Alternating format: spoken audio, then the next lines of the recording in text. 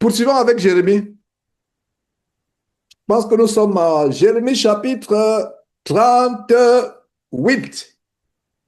Jérémie chapitre 38.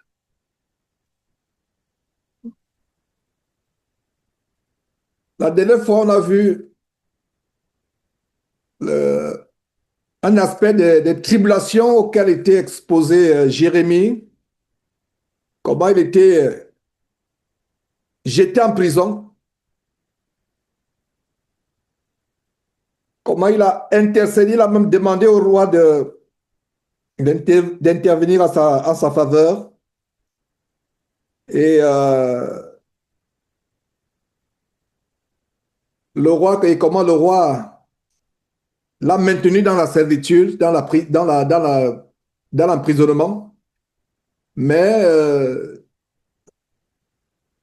ordonna qu'on lui donna chaque jour du pain, un pain de la rue des boulangers, jusqu'à ce que le pain de la ville, tout le pain de la ville fût consommé. Donc voilà, il demeure en prison.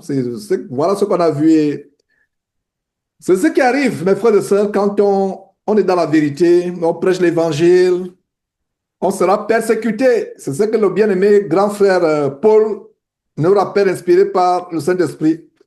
Ceux qui veulent vivre pieusement en Christ seront persécutés. Ceux qui veulent vivre pieusement en Christ seront persécutés, persécutés. Les gens n'aiment pas la vérité dans cette génération. Ceux qui sont dans le mal, c'est ceux qui sont applaudis. Dans ce monde, le méchant est de plus en plus élevé.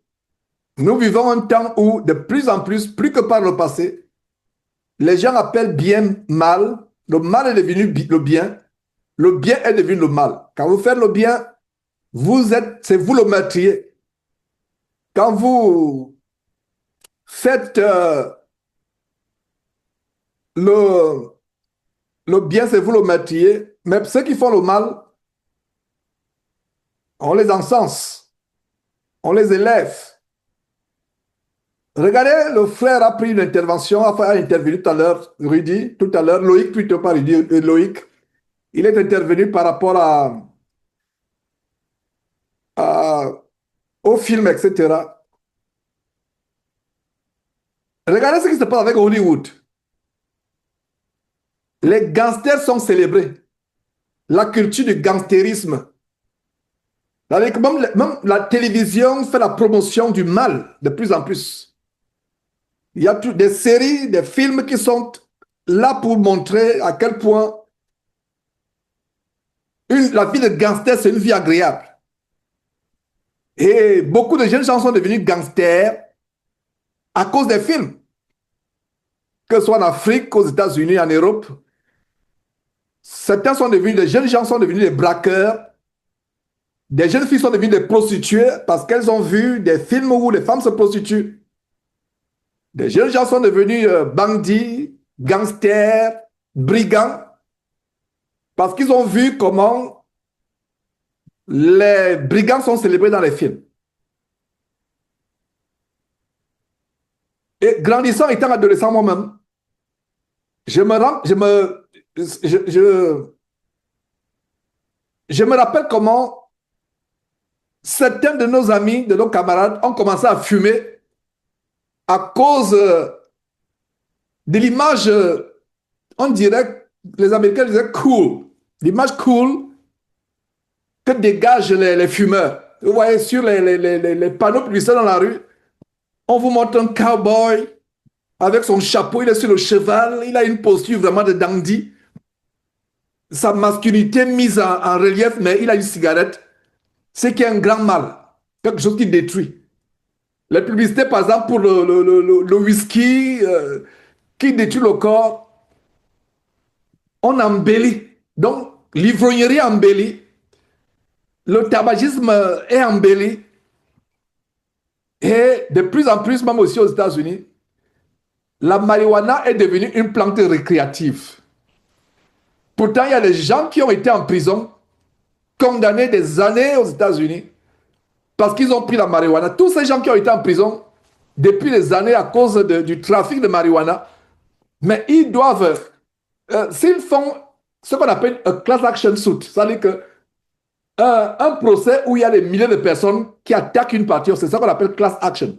Je pense qu'ils devraient se réunir pour suivre le gouvernement américain, dire que vous nous avez mis en prison, nous on a pris, tel a pris 10 ans, 15 ans parce qu'on l'a attrapé avec euh, 30 grammes de marijuana dans la poche. Mais maintenant, des années après, la marijuana est devenue plante OK, récréative, recreational marijuana. Donc la marijuana, le chanvre indien récréatif. Non, ce monde marche sur la tête. Peu sont ceux qui marchent encore sur les deux pieds comme vous et moi. Mais le monde, la tête est devenue leur pied. Ça veut dire que ce sont les pieds qui sont en l'air, le cerveau, c'est la tête qui glisse là sur le sol. Voilà comment est devenu le monde. Et nous serons persécutés si nous nous tenons pour la vérité. Vous ne pouvez pas être un combattant pour la vérité et ne pas recevoir les balles et ne pas être attaqué. Que ce ne soit pas des paroles, des calomnies, du mensonge sur vous, des insultes, des menaces de mort, l'atteinte à votre vie, que ce soit sur le plan physique, que ce soit au travers de la sorcellerie. Vous ne pouvez pas. Et voilà donc comment nous commençons l'enseignement avec Jérémie, qui, contrairement à certains prophètes, lui, il a été vraiment persécuté. Comparez Jérémie avec Élisée et avec Élie. Et c'est ça le plan de Dieu. Chacun a un ministère. Dieu peut vous donner un ministère de puissance. Regardez Élie sur le mont Carmel, en train d'égorger 400 prophètes de Baal. Enfin, ce n'est pas sur le monde, c'est lui qui les a menés égorgés. Après le défi qu'il y a eu sur sur le mont Carmel, où il y a eu un challenge. C'est-à-dire que si votre Dieu est vraiment le Dieu, versons l'eau sur du bois, versons autant d'eau que possible et invoquez votre Dieu. Si le feu s'allume, c'est vos dieux Baal et autres qui sont les dieux. Si après mon évocation, le feu s'allume, c'est mon Dieu qui est le vrai Dieu. Il a gagné le challenge. On voit donc comment Élie a opéré des miracles. On voit comment il était puissant. On voit comment Élisée, son successeur, a opéré les mêmes miracles, comment il a ressuscité le fils de la Sunamite, comment euh, il a même fait revenir un marteau. Des forgerons étaient en train de couper les arbres. La tête de la hache a sauté, elle est tombée dans l'eau. Il a supplié Dieu qu'il servait. Et la hache est revenue, survolant. Ces forgerons étaient affligés, vraiment notre outil. Et à l'époque, ce n'était pas comme aujourd'hui, on peut trouver facilement une hache. Avoir une hache, c'était une petite fortune. Et donc, ils ont fait des miracles. Mais Jérémie, lui, c'était quoi? Est-ce que il faisait autant de miracles que Élisée?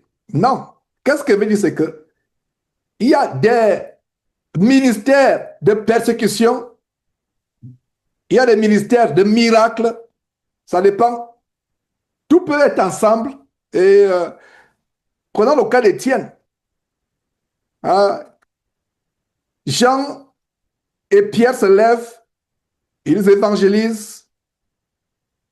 Pierre se lève le jour de la Pentecôte, 3000 personnes sont converties.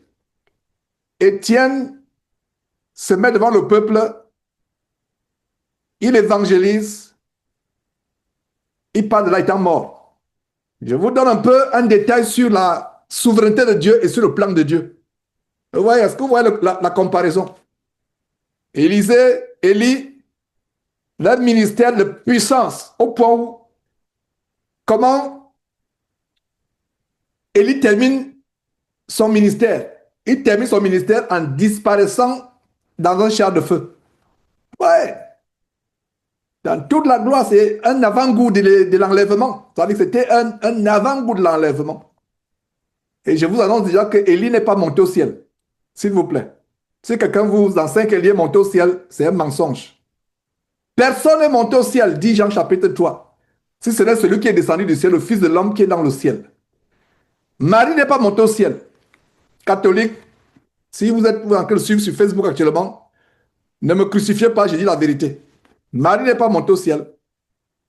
Le précurseur qui est entré au ciel, c'est Jésus-Christ. Avant Jésus-Christ, personne n'est monté au ciel. Enoch n'a pas été enlevé. L'enlèvement, Enoch n'a pas été enlevé pour se retrouver au ciel. La Bible dit que Enoch fut enlevé pour qu'il ne vit plus la mort. Ça veut dire qu'un être humain sur terre n'a pas vu Enoch mourir. Il n'est pas dit qu'Enoch a quitté la terre et il est au ciel. Il a été enlevé. Où? Nous ne savons pas. C'est un mystère que Dieu ne veut pas nous révéler. On voit Élie monter au ciel. Même son serviteur Élisée était abasourdi, ahuri face à cette scène, comment son serviteur en train de se lever. Est-ce qu'il est allé au ciel? Et parlant du ciel, il y a plusieurs niveaux de ciel. Il y a des niveaux de ciel satanique même. Donc, ce n'est pas parce que vous voyez quelqu'un s'élever. Ouais.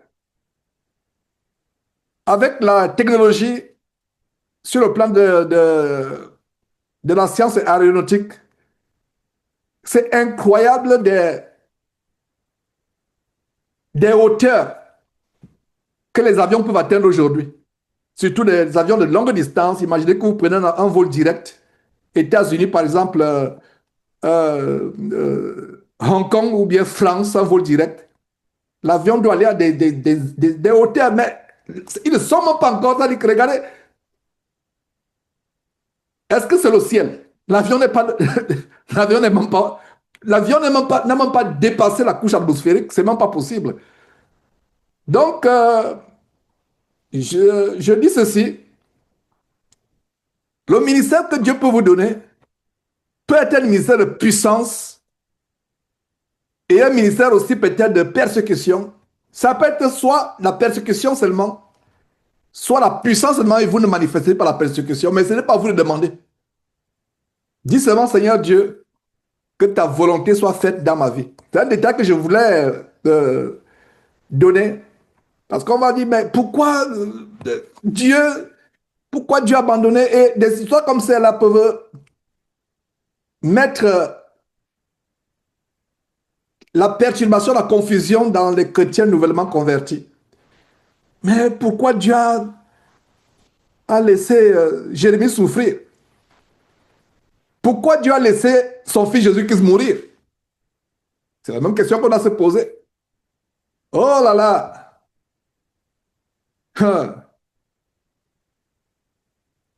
Vous savez pourquoi Jésus a dit à Pierre, arrière de moi Satan? Parce que Pierre voyait le sacrifice de Jésus de manière charnelle et émotionnelle. Quel est le plus grand crime qu'un homme ait commis sur terre? Le plus grand crime qu'un homme ait commis sur terre, c'est tuer le Fils de Dieu. Je l'ai toujours dit. Ceux qui ont tué le Seigneur Jésus-Christ sur la croix et ceux qui ont cautionné sa mort, c'est le plus grand crime. Tuer le roi des rois, tuer le roi des rois, le Seigneur des Seigneurs sur la croix, n'est-ce pas? Ça, c'est le plus grand crime. C'était comme tuer Dieu. Mais personne ne peut tuer Dieu. Donc, voilà comment de manière indirecte, vous m'avez compris. Je suis en train de montrer que Jésus n'est pas en même temps son propre Père et son propre Fils. Dieu à part, personne ne peut tuer Dieu. Mais Dieu, le créateur de toutes choses, de l'univers, vous et moi, a envoyé son Fils sur terre pour un plan. Alors, le plus grand crime, frères et sœurs, qui a été commis sur terre, c'est tuer le Fils de Dieu. Mais quel est le plus grand bienfait sur terre? Tuer le Fils de Dieu. Voilà, le plus grand bienfait. Vous voyez comment ça, c'est les mystères de Dieu. Donc, je suis en train de vous consoler. Comme on va lire, parce qu'on va voir, on va continuer à voir les tribulations de Jérémie. Ça peut troubler, ça peut perturber. Donc, la mort de Jésus sur la croix est le plus grand crime sur terre. La mort de Jésus sur la croix est le plus grand bienfait qui a été commis. Ce bienfait a été commis par qui? Par les criminels qui l'ont tué. Le plus grand crime a été commis par qui? Par les criminels qui l'ont tué. J'ai ouvert une petite parenthèse sur les mystères de Dieu. Voilà qui est notre Dieu. Voilà un petit exemple des mystères de Dieu. Le plus grand crime. Le plus grand crime. Ceux qui ont tué Jésus-Christ ont commis le plus grand crime. Ils seront jugés pour cela. Et ceux qui ont tué le Seigneur Jésus-Christ ont aussi commis le plus grand bienfait. Mais ils ne seront pas récompensés pour cela, malheureusement, parce que c'est Dieu qui a prévu cela. Malheur à celui par qui le Fils de Dieu a été exposé sur la croix, exposé sa vie sur la croix. Donc, les voies de Dieu sont insondables, mes frères et sœurs. Donc, commençons donc le verset 1. Jérémie chapitre 38, verset 1. Shephatia, fils de Matan, Guédalia, il y a des... Je veux une parenthèse ici avec la famille ici. Il y a il y a des quiz que nous faisons souvent. Ah là là, des quiz. Et on se dit, mais je n'ai jamais vu ce mot. Mais ça, c'est quel nom? Ça, c'est quel mot? Ça, c'est quelle ville? Je dis, frère, je dis, enfant, lisez attentivement la parole de Dieu. Je dis, on fait un quiz, mais je n'ai jamais entendu parler de ce mot. Je ne sais pas si le frère Alex me suit, qui est derrière Jésus-Christ TV. Si ça te... Bon, je ne vais pas... Bon, je ne vais pas... Je sais que tu es tellement bousculé par le boulot, bien aimé frère Alex, mais si plus tard, que ce soit toi, soit que ce soit les informaticiens derrière, si on peut nous faire des quiz en français, je vous assure que... et je vais voir aussi s'il y a même un frère volontaire qui peut nous faire des quiz, et surtout pour les jeunes gens. Et même pour nous tous. Et je vous assure que... Et je vais vous dire, il y a même certaines choses que j'ai ratées moi-même dans le quiz. Et, mais papa, tu as raté ça? J'ai dit oui, les enfants, j'ai raté. J'ai raté. Tu as raté? J'ai raté. Mais quand même, la bonne nouvelle, c'est que je rate rarement. Et je trouve presque tout. Ça, mais j'ai raté. Papa, tu dois être fatigué. Non, je ne suis pas fatigué, c'est que... il y a tellement... Donc, euh, en passant, mes frères et sœurs, je ne sais pas si on peut faire des quiz et publier. Et, je veux dire que l'application mobile aura des choses. Non, il y aura des merveilleuses choses. L'application, voilà, l'application mobile aura vraiment des choses. Voilà. Ok.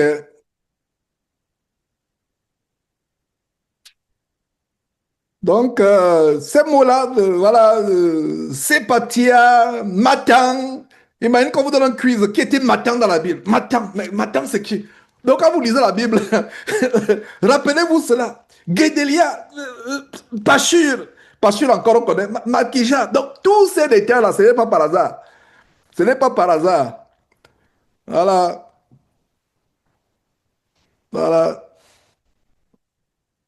Et en passant, je ne sais pas, est-ce qu'un frère connaît, sans ouvrir votre Bible, comment s'appelle le père de Jérémie final? Si vous connaissez, levez la main. Voilà, je vois une main déjà levée. Voilà, je vois une deuxième main. Voilà, bon, ok, bon, ne levez plus les mains. Voilà, voilà. Par exemple, voilà. Hein, hein, Ilkija, voilà. Hein, on va maintenant dire, il était de quelle ville? Hein, la réponse est dans la tête. Ouais. Donc, dans tous les détails. Non, lisez attentivement, prenez le temps. Et jeunes gens, et jeunes couples.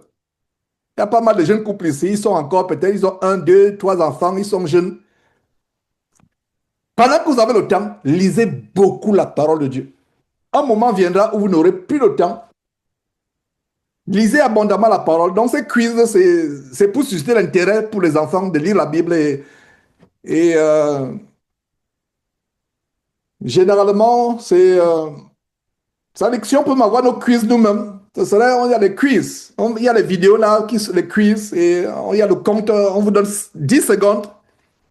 Non, non, le quiz, notre quiz, c'était en anglais, c'est en anglais malheureusement. C'est en anglais, donc on peut faire en français. C'est 8 secondes. Donc ou tu connais ou tu ne connais pas. Il n'y a même pas, donc c'est 8 secondes. Ça commence, le compte à rebours. Tu vois comment la montre va rapidement, réponse. Chacun donne sa réponse. Chacun donne sa réponse. Chacun donne sa réponse. Je pense que ce serait intéressant. Ce serait intéressant. Je n'ai pas le temps de tout faire. Donc, si un frère est volontaire, on peut faire une émission particulière, quiz de Jésus-Christ TV. Une fois peut-être par semaine. Les frères sont là, online. Ils sont là. Voilà. Ça nous amène à lire. Et comme ils disent aux enfants, ce n'est pas la concurrence. Et il n'y a pas la concurrence parmi les frères et sœurs. Nous apprenons. C'est pas, oh, moi je connais. Non, non. Si vous avez ces pensées-là, c'est des pensées d'orgueil, c'est des pensées charnelles. Hein? Si vous ne connaissez pas, c'est pas grave. C'est pas, c'est pas grave. Par exemple, si vous donne un quiz, je pose un quiz, il y avait un disciple, il y avait un disciple de Jean-Baptiste qui est devenu un disciple de Jésus, un apôtre de Jésus. Quel est son nom? Par exemple, qui c'est? Un disciple, un disciple de Jean-Baptiste. Waouh! Larry, c'est impressionnant. Débloque ton micro, je vais t'écouter. Donne la réponse. Il y avait deux, c'est Andrew et Andrew, le frère de Waouh! Pierre. Voilà, voilà. Donc voilà comment. Non, ça c'est merveilleux, c'est merveilleux. Ça c'est merveilleux. Larry, je suis impressionné, c'est bon, c'est bon. Donc c'est André devenu. Donc voilà comment Jésus a arraché. Je parle comme les faux pasteurs. Jésus a arraché le disciple il a arraché. Il y avait des gens. Jean-Baptiste avait ses disciples. Donc André était le disciple de Jean-Baptiste. Il allait avec Jean-Baptiste. Quand Jésus l'a vu, il a dit à Jean-Baptiste, c'est quoi? Non, moi je vais plutôt. Est-ce qu'ils sont bagarrés? Ils ne sont pas bagarrés. Ah, donc il y a des petits détails comme cela. Et je ne m'attendais pas à ce que quelqu'un parmi nous réponde parce que c'est des détails où quand on lit, votre intelligence n'est pas focalisée là-dessus. Parce que vous voyez, c'est un exemple, je n'ai pas dit ça pour vous prendre au piège, frères et sœurs. C'est pour que quand on lit, il y a les détails qui vont vous échapper. Ces détails, ça veut dire qu'aucun mot, aucun mot de la parole de Dieu n'est en vain. Donc voilà, j'ai ouvert cette parenthèse. Il y a des mots bizarres. Shephatia, fils de Matan, Guédalia, fils de Pachur, Jucal, fils de Shemelia, maintenant un quiz. Qui était le fils, comment s'appelle le fils de Shelemia? Ah, tu ne connais même pas qui est Shelemia. Il est de quelle partie de la Bible? C'est qui ça? C'est dans le livre de Sophonie, c'est Agé, c'est quel livre? Et honte à nous chrétiens. Je vais ouvrir une parenthèse. Honte à nous chrétiens. Les musulmans maîtrisent le Coran par cœur. Ils ne comprennent pas. Ils ne savent pas ce que c'est.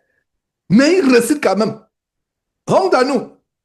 Je me rappelle quand je ne sais pas si j'ai parlé de cela, le choc que j'ai eu quand j'ai quitté l'université de Yaoundé, qui était une université tellement difficile, la faculté de droit était tellement difficile.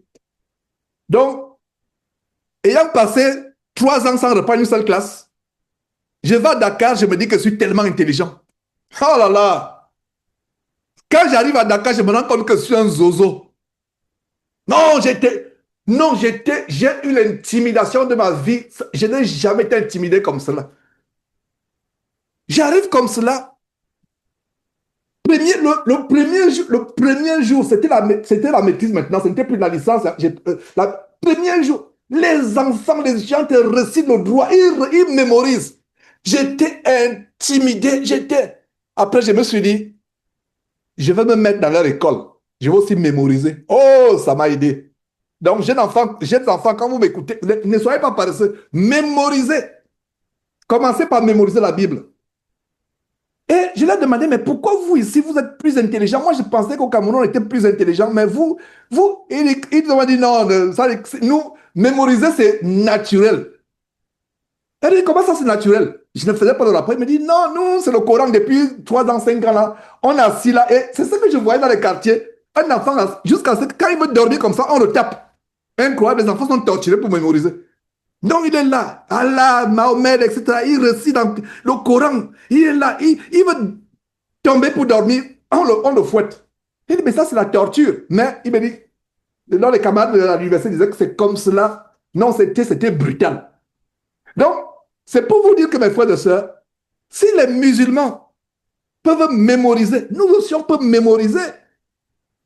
Et la meilleure manière de mémoriser pour nous, ce n'est pas comment ça, hein, au commencement, Dieu créa la terre et là, au commencement, Dieu créa les ténèbres et là, non, tu regardes encore. Non, c'est pas ça, ce sera pénible. La meilleure manière de mémoriser naturellement, c'est le verset que tu connais, parle de ce verset autour de toi. Ouais. Lisez et les sœurs en question me disent, mais Georges, nous on n'est pas, on ne peut pas enseigner, mais comment on va parler de versets autour de nous? Bien sûr, tu peux parler de ce que tu as connu, ce que tu as lu. Peut-être une autre sœur me dit, sœur, écoute ce que j'ai découvert. Voilà ce que j'ai découvert dans ce verset. Voilà comment je comprends ce verset. Comment tu le comprends? Donc, vous n'enseignez pas.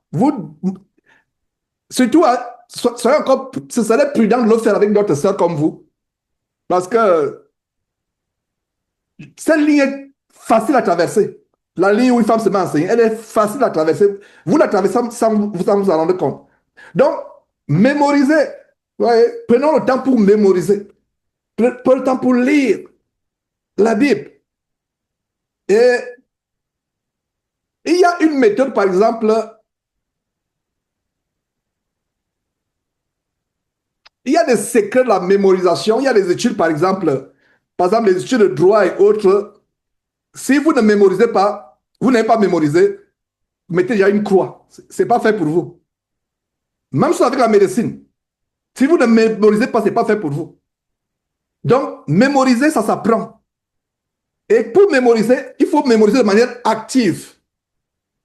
Mémoriser de manière active. Je dis souvent aux enfants ici, c'est-à-dire que je ne tolère pas quand un enfant suit un cours et il n'y a pas, il suit un cours, il est assis, il suit une vidéo par rapport à leur programme. Non, tu dois constamment avoir quelque chose avec toi de manière engagée, de manière active.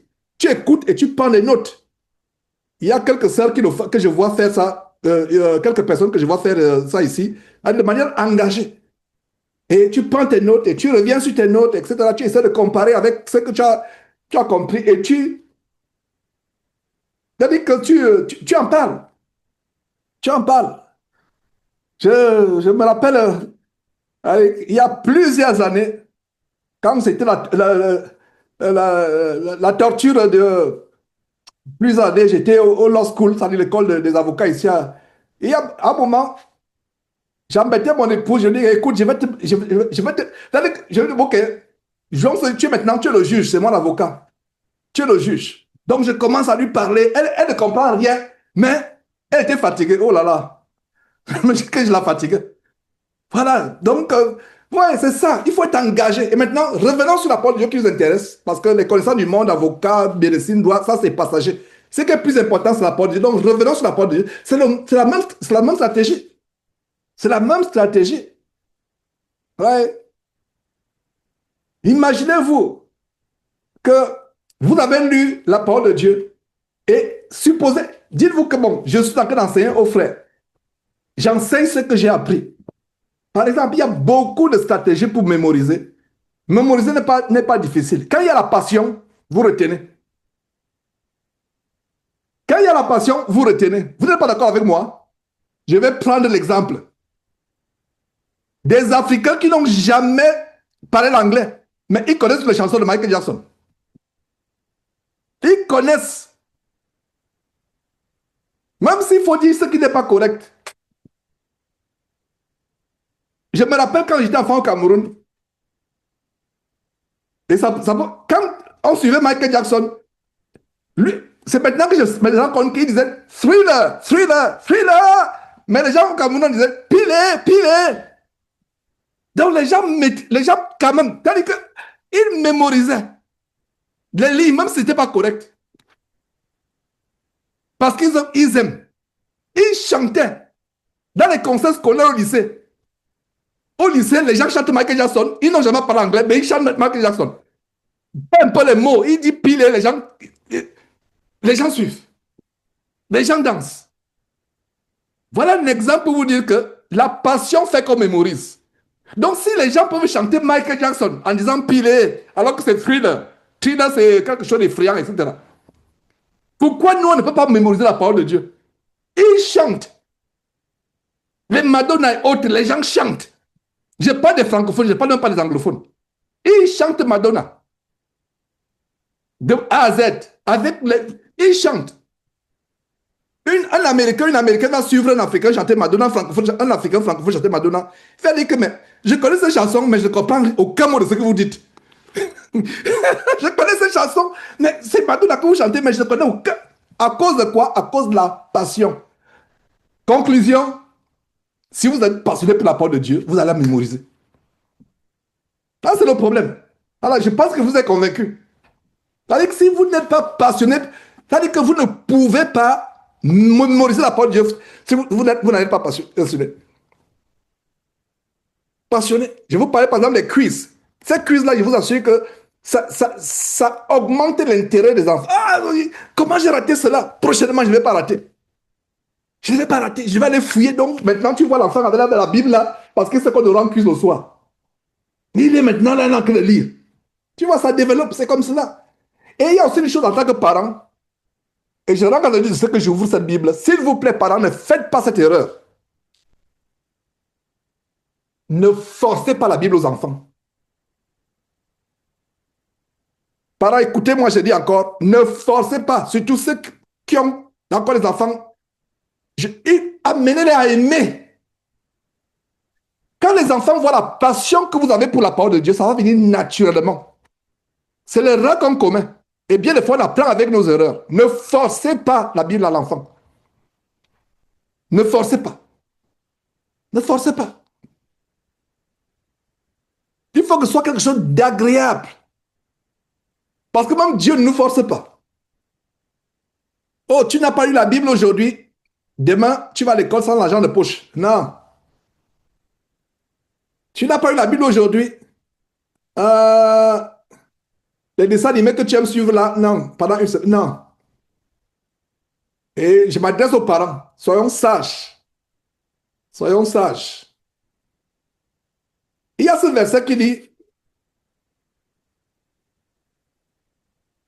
il y a, il y a ce verset en Éphésiens chapitre 6.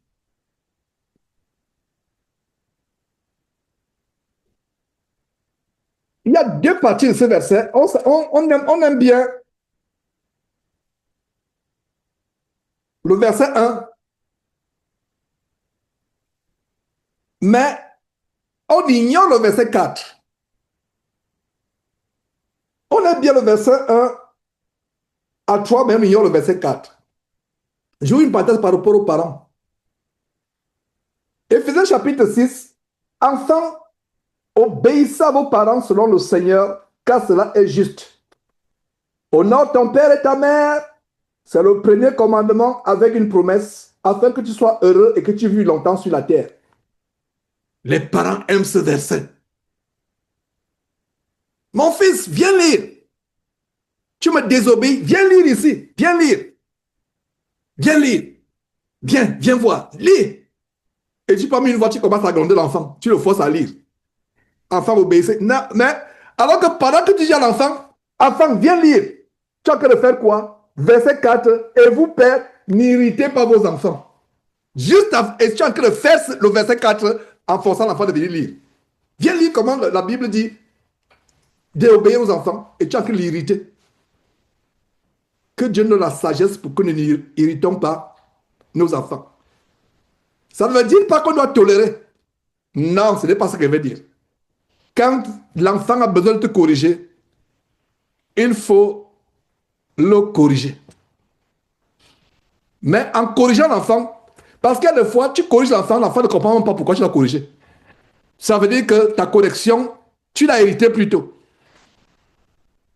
Imagine que l'enfant a menti à l'école. L'enfant a volé. L'enfant a frappé.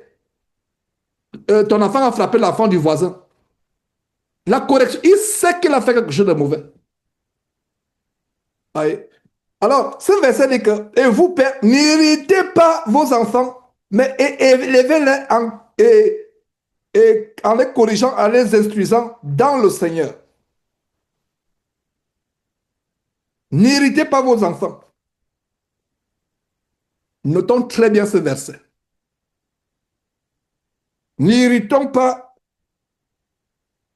nos enfants. Donc, on peut les irriter en brandissant la Bible comme étant une punition. Amenons les enfants à aimer la Bible naturellement. Avoir de l'amour pour la Bible. Parce que si un enfant a de l'amour pour la parole de Dieu, il a la passion pour la parole de Dieu, ça viendra naturellement. Développer. Je ne veux pas dire le jeu biblique. Le mot jeu, c'est un mot qui est anti-biblique. C'est un mot mondain, le mot jeu. Les Américains sont friands, ils sont forts. Jeopardy, c'est un mot là où il y a les mots, les questions d'intelligence, etc. Non, c'est pour ça que je n'aime pas le mot jeu. Mais utilisons ce mot entre parenthèses. Soyez innovants avec les jeux entre parenthèses. Et ça, c'est bien depuis qu'ils sont petits. Ils grandissent. Et que ce soit pas la concurrence entre eux. Si vous avez plusieurs enfants, il y aura parmi eux un qui ne trouve même pas une réponse. Tout est faux, faux, faux, faux, faux. Non, il faut l'encourager. Dire que non, c'est bon déjà, ça va venir, etc. Encourager. Et Colossiens va plus loin. Colossiens nous donne une révélation tellement grande. Pourquoi on ne doit pas irriter nos enfants? Vous voyez comment la Bible se complète. Paul écrivant aux Éphésiens, dit quoi? Éphésiens chapitre 6, verset 4. Et Père, n'irritez pas vos enfants, mais élevez-les en les corrigeant et en les instruisant selon le Seigneur. Colossiens va plus loin. Colossiens chapitre 3 va plus loin en nous montrant pourquoi on ne doit pas irriter les enfants. Et laissez-moi vous dire, mes frères et sœurs, oh là là, nous parents chrétiens, prions que Dieu nous donne la sagesse dans nos rapports, non seulement avec nos époux et nos épouses, mais avec les enfants.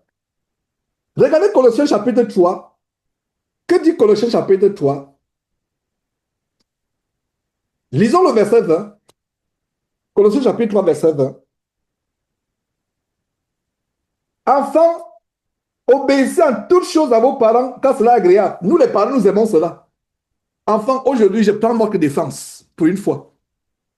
Nous parents, nous aimons cette partie-là. Hein? Regarde, c'est que tu dois m'obéir. Mais le verset qui suit, c'est quoi? 21. Père, n'irritez pas vos enfants de peur qu'ils ne se découragent. Oh là là, souligné de peur qu'ils ne se découragent. Ça, c'est la révélation explosive. Donc, encourageons nos enfants à aimer la Bible. Ne forçons pas. De peur qu'ils ne se découragent.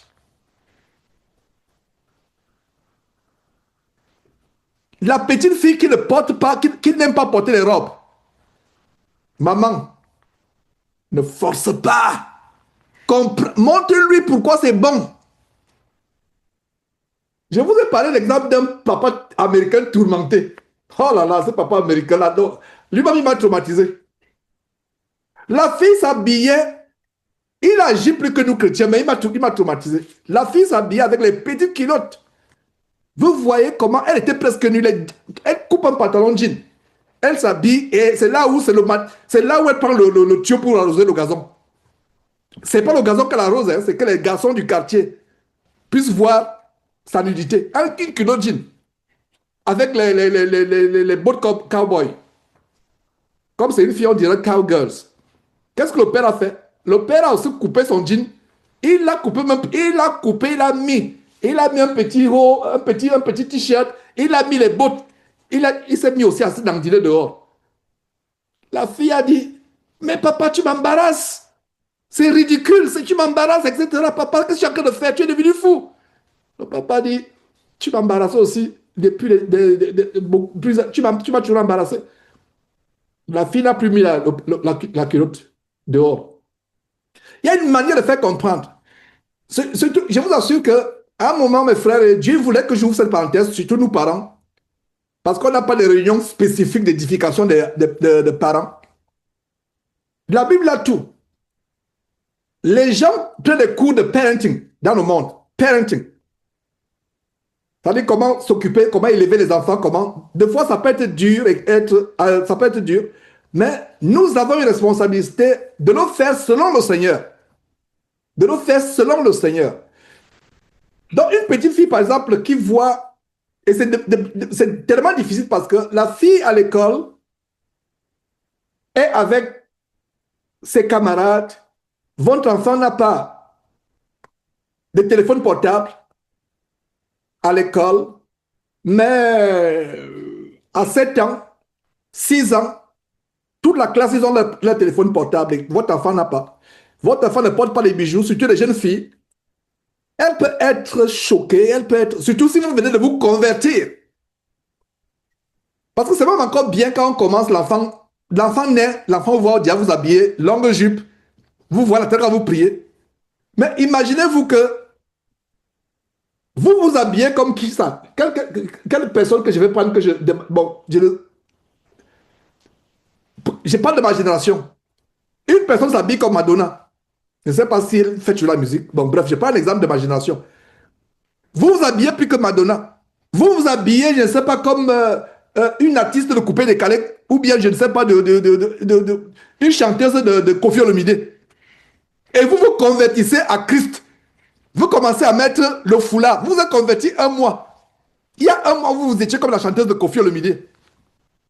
Vous, sœurs, vous vous convertissez, et le mois là, vous commencez à imposer à votre fille de s'habiller comme vous. Il y a un problème. Non seulement il est d'abord choqué de qu'est-ce qui t'arrive, maman, mais qu'est-ce qui t'arrive? On ne te reconnaît plus. Tes cheveux étaient teints, tu avais la punk là, etc. Tu t'habillais, petite jupe en cuir, haut talon. Mais qu'est-ce qui t'arrive? L'enfant, c'est-à-dire que si tu parles, tu imposes cela à l'enfant, tu l'hérites plutôt. L'enfant doit comprendre. Et ça peut prendre du temps pour comprendre. Voilà pourquoi j'étais. Et c'est ma faute.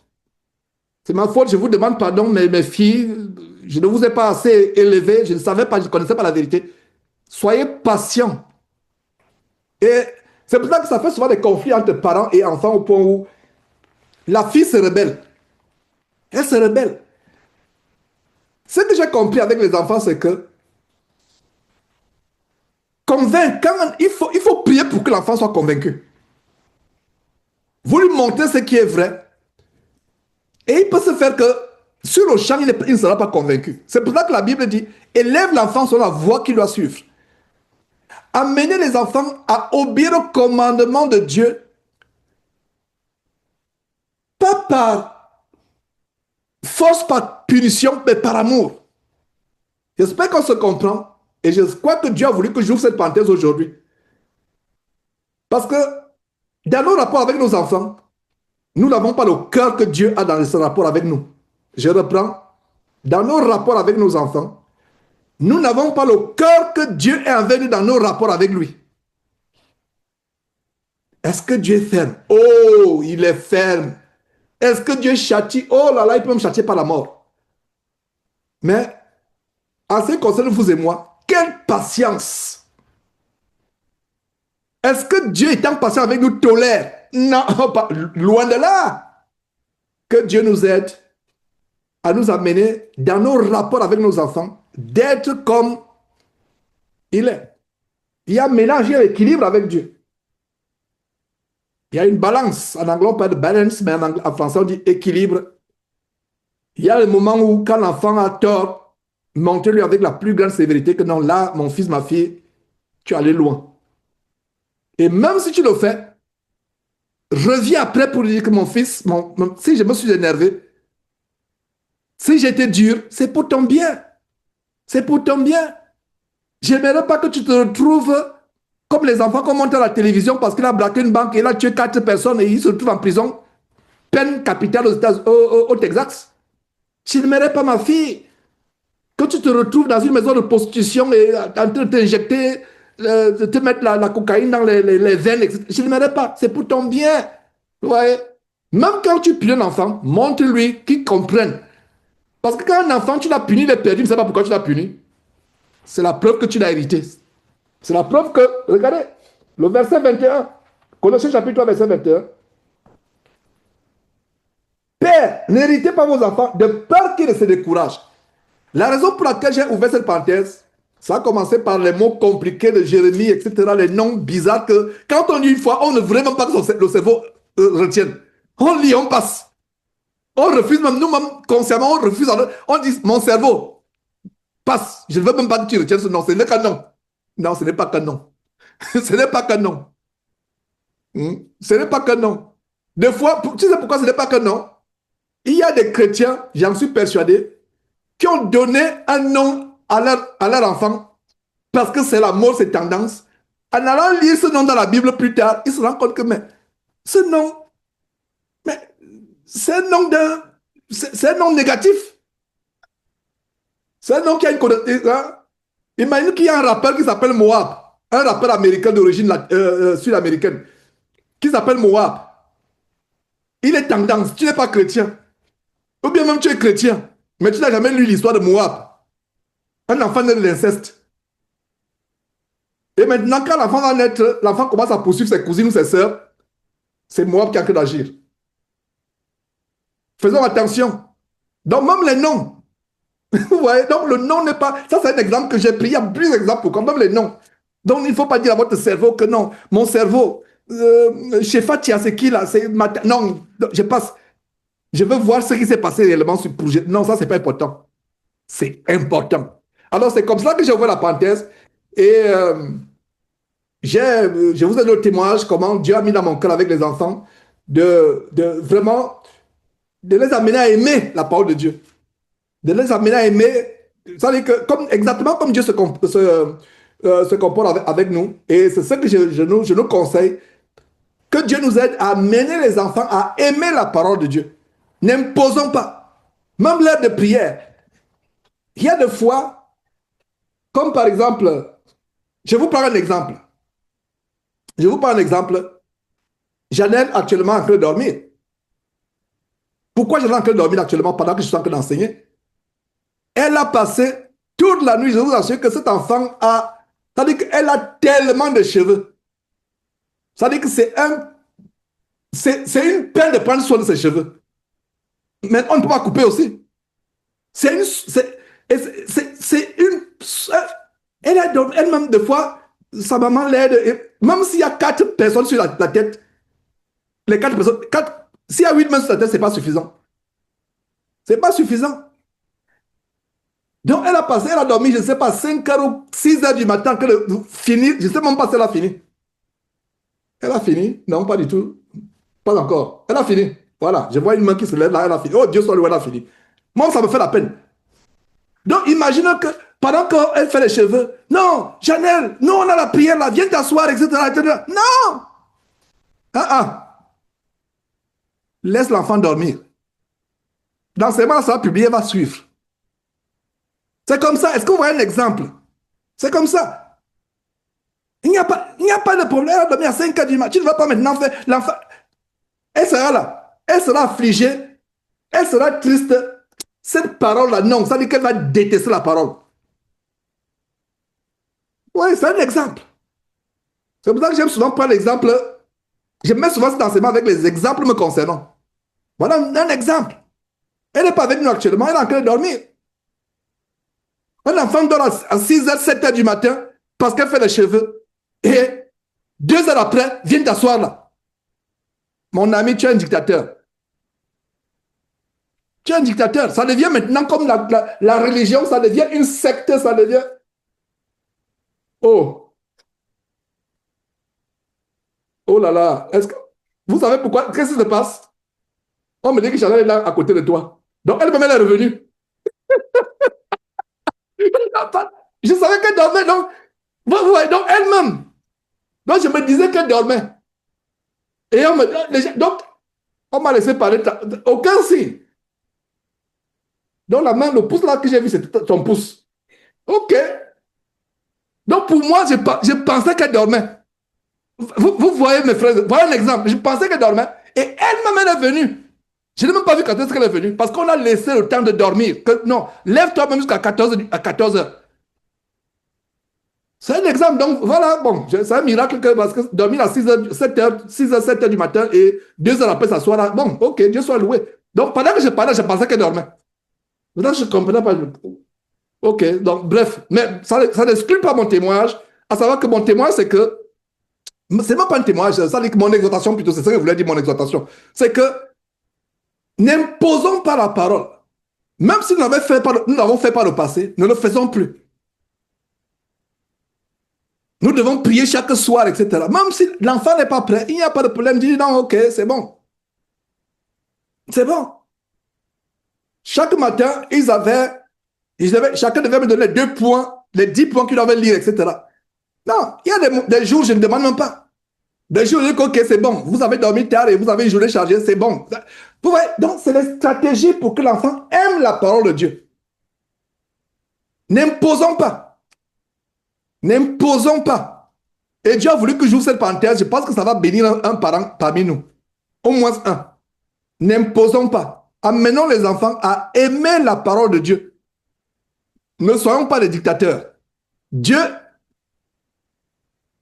si Dieu était un dictateur, personne ne pécherait. Ça veut dire que tu commences à regarder les choses sur Internet, la pornographie, tes yeux se pèsent sur le champ. Tes yeux se pèsent sur le champ. Tu suis les musiques d'Ariana Grande. Tes oreilles, tu n'entends plus. Tu entends seulement un boum dans ta tête. Et tu te rends compte que ce n'est plus tout est chouing, comme on dit au Gabon. Tu n'entends plus. Tu prends tes pieds là pour aller chez les prostituées, tes pieds se cassent. Tu commences à ramper. Tu veux continuer à ramper, les mains se cassent même, tu ne rampes plus. Tu veux maintenant continuer avec comme le serpent ramper sur le ventre explose. Voilà. Parce que Dieu voudrait que il te laisse aller chez les prostituées, il te laisse voir les mauvaises choses sur Internet, il te laisse suivre les musiques mondaines. Il te laisse pour que toi-même tu arrives au point où tu dis, oh, qu'est-ce que j'écoutais? Qu'est-ce que je voyais? Que voyais-je? Qu'écoutais-je? Et tu te repens. Voilà comment Dieu agit. Est-ce que nous agissons comme ça avec nos enfants? Non. C'est vrai qu'il faut la discipline, on doit imposer la discipline. C'est un peu compliqué ce que je suis en train de dire, parce que je n'aimerais pas que ça maintenant le laisser aller. Oh, comme Georges a dit maintenant, oh, hein, tu veux regarder tes dessins animés sur la tablette? Oh, ma fille, prends, regarde. Ce n'est pas ce que je suis en train de dire. Ce n'est pas. Il faut la balance. Il faut la balance. Et je vous ouvre la parenthèse par rapport à la parole de Dieu.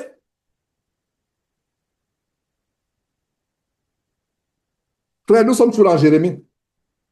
Mais les mots compliqués, les noms compliqués, bizarres, là, nous ont amené à ouvrir une parenthèse.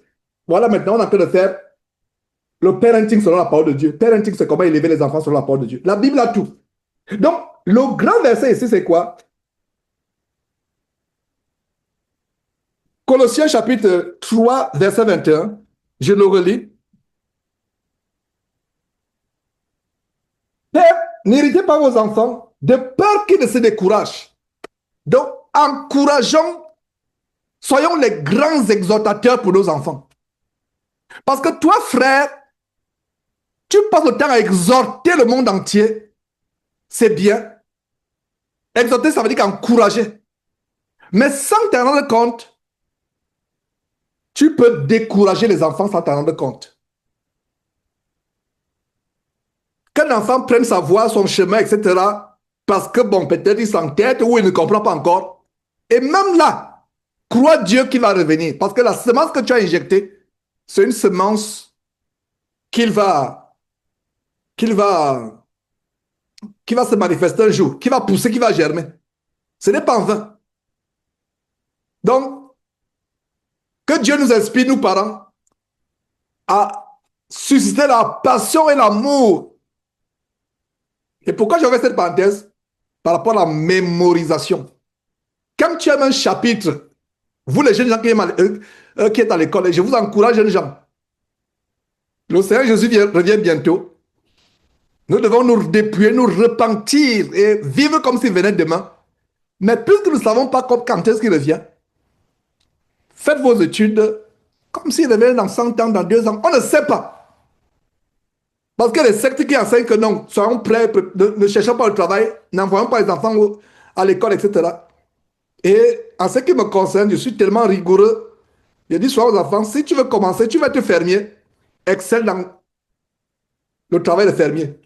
Si tu veux être mécanicien, menuisier, comptable ou peu importe, excelle dans ce que tu fais.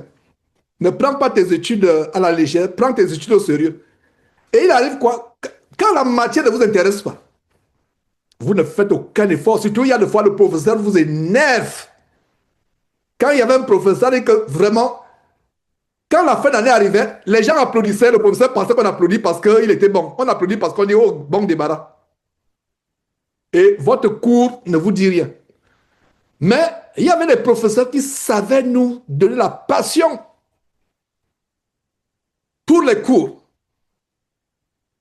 Comme s'il y a cet homme camerounais. J'ai été choqué de savoir qu'il est dans la politique, Maurice Kamto. Je crois que c'est un politicien camerounais maintenant. Un de mes professeurs. Ce monsieur nous a donné la passion pour le droit. La passion, à l'époque, la passion. La passion. Et je me rappelle, quand je suis allé en 2004, je voulais mes diplômes.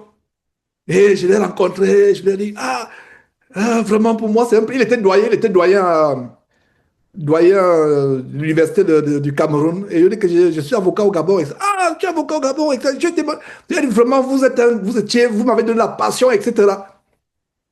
Et il l'encourageait. Quand j'ai appris qu'il est dans la politique aujourd'hui, j'ai dit, oh, quelle perte. La seule chose que pour moi, quand je priais que ce monsieur devienne un chrétien. Mais il est devenu, il s'est encore empiré parce que la politique encore, la politique c'est perdre votre... En bref, je ferme la parenthèse par rapport. Donc, il nous a donné la passion. La passion. Et il savait, il était doué de la passion. Mais si un homme comme ça, qui ne connaît pas Dieu, a pu nous communiquer la passion du droit, c'est nous chrétiens qui n'allons pas communiquer la passion à nos enfants. Il était passionné, sa passion du droit était contagieuse. Pourquoi je parle de Maurice Kamto par rapport à sa passion qui a été vraiment contagieuse? C'était contagieux. Et si par hasard quelqu'un des anciens camarades écoutait cela, ils seront surpris que, mais toi tu enseignes déjà la parole de Dieu alors que peut-être que tu aurais pu être comme Maurice Kamto aussi. Bon, bref. Pourquoi je parle de Maurice Kamto? Il a su nous donner la passion du droit. Parce que quand le monsieur enseignait, oh là là, c'est-à-dire qu'à un moment, dès qu'on l'écoutait, tu vas à la maison, tu n'as même plus besoin d'étudier. C'est resté, il était passionné. Il prenait le micro pendant 4 heures de temps. Il parlait. On était captivés. À l'époque, pour les Camerounais, les jeunes Camerounais, les enfants, j'aime toujours ouvrir ces parenthèses par rapport à l'école pour vous encourager. Il y avait toujours du bruit. On faisait les cours dans un amphithéâtre. J'ai commencé la première année, il y avait peut-être 3000 personnes. 3000 personnes, vous prenez l'amphithéâtre en Guaïkela, Yaoundé, 3000 personnes. Et il y a peut-être que 150 qui vont en deuxième année sur 3000 personnes. Donc il y avait le bruit, le chahut. Quand on n'est pas un professeur, les gens apportent des casseroles, on crie, on siffle les sifflets, jusqu'à ce qu'ils fuient. Mais quand Kamto venait, c'était... Tu pouvais entendre une mouche bourdonner. 3000 étudiants, on l'écoutait. On savait la passion qu'il avait. Pourquoi je parle de lui? Voilà la raison pour laquelle je parle de lui. Mon frère, tu ne peux pas mener tes enfants à être passionnés de la parole de Dieu s'ils ne voient pas la passion de la parole de Dieu en toi. C'est pas possible. C'est pas possible. Tu ne peux pas mener ton voisin à être passionné de la parole de Dieu s'il ne voit pas ta passion en toi. Mes frères dans la chair pensent que je suis fou. Mais il y a une chose qu'ils me disent. Nous respectons ta passion dans la folie. Tu es passionné de ta folie. Nous te respectons à cause de ça. Donc, quand les enfants voient la passion, les enfants ne te voient jamais lire la Bible. Mais c'est toi qui dis, oh les enfants, n'oubliez pas de lire la Bible aujourd'hui, hein, les enfants, n'oubliez pas. Il faut lire, hein. Toi-même, tu ne lis pas. Et, ah, les enfants, n'oubliez pas de prier, hein. Il faut prier, hein. Tu ne pries pas. Parce que quand les enfants voient la passion, ils seront aussi passionnés. Donc, j'ai ouvert une belle parenthèse en disant que ne forçons pas notre voix en Christ. N'imposons pas aux enfants. Encourageons-les et prions que Dieu nous donne les techniques, les stratégies pour titiller la curiosité des enfants par rapport à la parole de Dieu.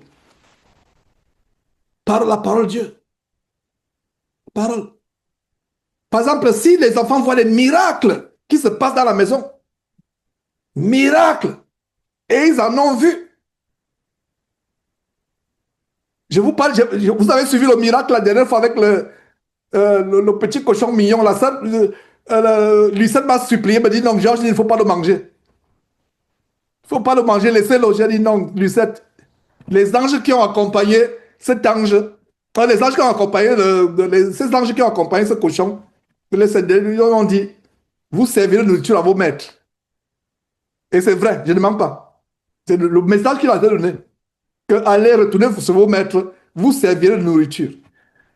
Ça, je vous assure que il y a eu un changement. Donc ça, c'est quoi les enfants, ils n'en revenaient pas. Il y a eu d'autres témoignages de guérisons puissantes, etc. Ça encourage. Et je leur disais, c'est bien, Dieu vous montre ces témoignages, ces miracles, mais malheur à vous si votre vie plus tard est contraire à ce que vous avez vu. Vous avez grandi dans une famille qui craint Dieu, vous avez vu cela. Il est bon pour vous de rester dans cette voie. Et mes frères, Dieu a voulu que j'ouvre une parenthèse en tant que... Je ne sais même pas pourquoi nous sommes arrivés là, mais il n'y a pas de hasard les dimanches. Dieu a voulu parler aux parents que nous sommes. Dieu a voulu parler aux parents que nous sommes. C'est pour ça que les enseignements de dimanche, là, on ne sait même pas par où. Comme Jésus disait, le vent souffle, tu ne sais même pas d'où il vient, où il va. Ça, c'est les enseignements du dimanche.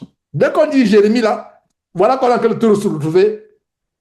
Dieu est en train de nous exhorter. Pas vous exhorter, mais nous exhorter. Nous tous. Voilà. Amen, frères et sœurs. Dieu est tellement bon. Ces rapports avec ton fils seront restaurés au nom de Jésus-Christ. Ces rapports avec ta fille, ma soeur, mon frère seront restaurés au nom de Jésus-Christ. Dieu te donnera la sagesse pour expliquer à l'enfant pourquoi tu es devenu comme tu es. Et il comprendra au nom de Jésus-Christ. Dieu te donnera la sagesse d'expliquer à l'enfant pourquoi tu es passionné. Comprendra. Comprendra. Voilà, donc, voilà, fermons carrément toutes ces parenthèses. Il y a tellement de parenthèses, de parenthèses, de parenthèses, de parenthèses. Donc, fermons-les toutes et retournons à Jérémie. For good. Pour des bons. Alors, voilà ces mots qui sont responsables de ces grandes parenthèses. Voilà, ces mots qui sont responsables. Ces noms plutôt. Nous sommes au verset 1. Shephatia, fils de Matan. Donc, regardez très bien ces noms. Regardez ces noms. Shephatia, fils de Matan. Guédalia, fils de Pashur.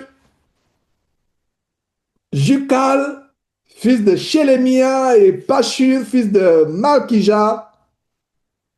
entendirent les paroles que Jérémie adressait à tout le peuple en disant, Dieu aurait dit, quelques hommes entendirent les paroles.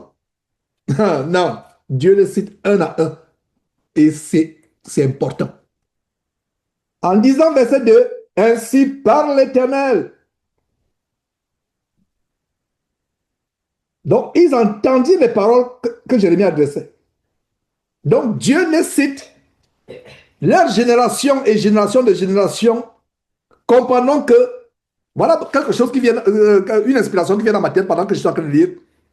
Ça veut dire que les descendants d'Israël, peut-être jusqu'à aujourd'hui, pour ceux qui sont experts dans l'arbre généalogique, vont savoir que mon ancêtre, Shephatia et autres, ils n'ont pas écouté les paroles de Jérémie. Donc, si peut-être qu'il y a la malédiction dans ma vie, n'est-ce pas peut-être parce qu'ils n'ont pas écouté les malédictions, ils n'ont pas écouté la parole de Jérémie, peut-être que je dois me repentir. Voilà, par exemple, voilà l'exemple. Il y en a tellement. Et nous, aujourd'hui, nous écoutons. Hein? Je n'aimerais pas donner euh, euh, le nom de Shephatia à mon enfant. Tu vois, Shephatia. Ah, c'est le nom d'un rebelle. J'aimerais plutôt donner Simon-Pierre, par exemple. Voilà. Paul. Malgré le fait que Paul est devenu tellement vulgaire qu'il y a des gens, quand je vois le nom, là, il s'appelle Jean, il s'appelle Paul. Il dit, oh, ces noms sont devenus non plus de sens. Mais quand même, quand toi, chrétien, Dieu te bénit avec un enfant ou une fille, un enfant, un garçon ou une fille, quand le Paul que tu donnes là, ce n'est pas le Paul qui est vulgaire, c'est-à-dire que ça a une signification. Tu dis, Seigneur Dieu, tu m'as béni avec un fils. Je vais l'appeler Paul, même s'il y a 1000 Paul. Au quartier, il y en a combien? Tu peux dans un quartier. Des fois, on dit Paul. Tu appelles ton enfant, il y a quatre voisins, les enfants de quatre voisins qui sont dans la cour. Quatre Paul. Mais toi, quand tu donnes le nom de Paul, tu sais en tant que maman, en tant que papa, que mon Paul là, c'est le Paul qui était Saül ou Saul de Tars. Mon Simon Pierre là, c'est mon André, mon Mathieu, mon Luc. Ce n'est pas le Paul Luc, il est spécial. Vous voyez? Combien de fois, je suis content, j'ai dénoncé la Shekinah. Des parents m'ont appelé. Oh, vraiment, je dois faire comment? Mais j'ai le nom de Shekinah. Shekinah, vous voyez, voilà l'exemple. Tendance. Shekinah. Non, il y a des mamans qui m'ont appelé, des parents. Je me rappelle ce couple en Côte d'Ivoire. Mais vraiment, notre enfant s'appelle Shekinah. On va faire comment? Il dit, va dar. C'est le week-end. Lundi, là, va à la mairie devant le juge. Je ne sais pas comment ça se passe en Côte d'Ivoire. Va à la mairie devant le juge, enlève le nom là de ta date de naissance. Dar. Ah la bon, c'est aussi grave que ça. Il dit que non, c'est grave. Révoque ce nom. Demande pardon à Dieu. Mais on pensait que c'est la présence de Dieu. Donc ton enfant s'appelle la présence de Dieu. Alors que ce n'est même pas la présence de Dieu. Si c'était la présence de Dieu, il n'y a pas de problème. Mais ce n'est même pas la présence de Dieu, c'est un démon mâle et femelle. Donc vous qui m'entendez, vous qui aimez donner un nom parce que c'est la mode chrétienne, vous ne pouvez pas dire la mode chrétienne dans les églises babyloniennes, c'est la mode. Oh, Shekinah. Combien d'enfants, de filles s'appellent Shekinah aujourd'hui? Donc, si toi qui m'écoutes sur Facebook ou je ne sais pas, plus tard tu vas m'écouter, ce n'est pas par hasard que tu m'écoutes. Ton enfant s'appelle Shekinah. C'est le démon de la cabale juive, mi-homme, mi-femme, qu'on appelle Baphomet. C'est un démon qui est dans ta maison. Shekinah. Toutes les Shekinah que je connais, il y a un dénominateur commun. C'est les esprits de volupté. Shekinah. Shekinah. Repentez-vous. Maintenant, si l'enfant est devenu majeur, il veut garder son nom. C'est pas grave. Dites à l'enfant, expliquez à l'enfant que vraiment, dans mon ignorance, je t'ai donné ce nom. Je t'ai donné ce nom. Vous donnez le nom d'Isis à votre fille. Oh, ça fait cool, Isis. Non, Isis, c'est la déesse égyptienne. Comme les Américains. What's wrong with you? Ça ne va pas là, vous ne faites pas de recherches. Et vous êtes chrétien, c'est les chrétiens qui donnent un nom. Isis. Oh, Cléopatra. Oh, ça fait beau, ma fille s'appelle Cléopatra. Va faire les recherches sur Cléopatra. Va faire les recherches. Diane. Diana. Je vais donner Diane. Oh, la princesse Lady Diana. Diane, c'est... La Diane des Éphésiens, c'est une déesse. Hein? Les gens m'accusent de radicalisme, mais frère, soyons radicaux. Diane, non, non. D'autres s'appellent Nubia. Là, c'est les Kémites, ceux qui font l'égyptologie. Les Nubiens, c'est l'occultisme égyptologique. Quand on dit oh, Nubia, faites attention aux prénoms. Ne donnez pas les noms par hasard. C'est comme si Dieu voulait vraiment on se concentre sur les relations famille et autres, mais vraiment, c'est important. Tu as écouté, fais attention aux noms. Aujourd'hui, il y a Internet.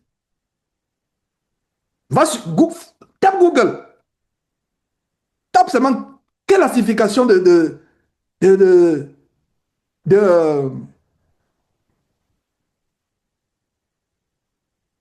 quelle classification du prénom que bon, mon épouse et moi, ou bien mon époux et moi, nous voulons donner. Fais des recherches. Hein?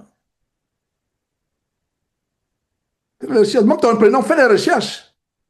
Si tu as un nom bizarre, etc., qui n'est pas commun, fais des recherches. Pourquoi ce nom? Pourquoi ce nom?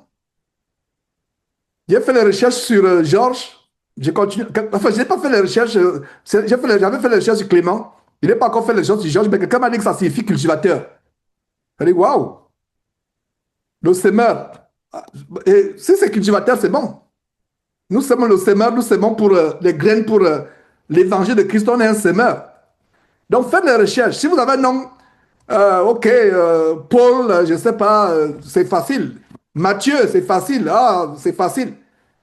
Mais faisons les recherches. Bien de fois, on ne sait pas quelle origine un nom. Mais si un nom c'est neutre, bon, il y a les noms, ça veut dire, ça signifie, il n'y a pas de problème. Mais si tu fais les recherches, c'est que c'est un démon. Est-ce que vous savez même qu'il y a les portes ouvertes par rapport au nom? Vous priez, vous priez, vous priez, mais j'ai nettoyé ma vie. Ma vie est pure, ma vie est claire. Mais pourquoi je vois tous les mauvaises choses? Pourquoi je suis toujours attaqué? Les démons, quelque part, se disent que nous sommes dans sa vie. Il y a le lien. Nous sommes là parce que nous devons être là. Son nom nous retient. Oh, débarrasse-toi de ce nom. Je ne vais pas susciter la paranoïa, mais nous sommes sanctifiés en Christ Jésus. N'oublions pas cela. Nous sommes sanctifiés en Christ Jésus. Nous sommes une nouvelle créature.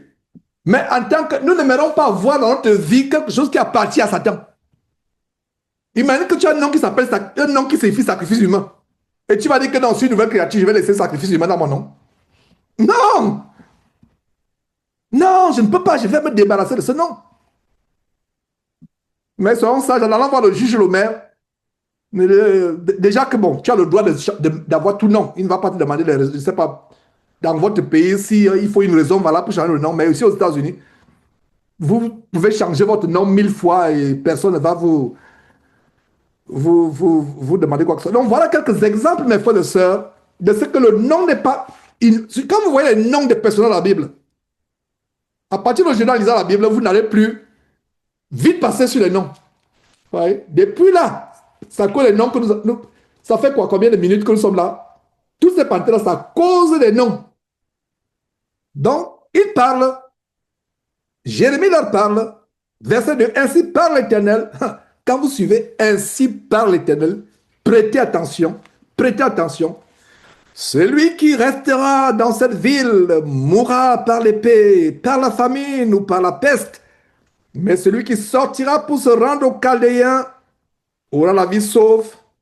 Sa vie sera son butin et il vivra.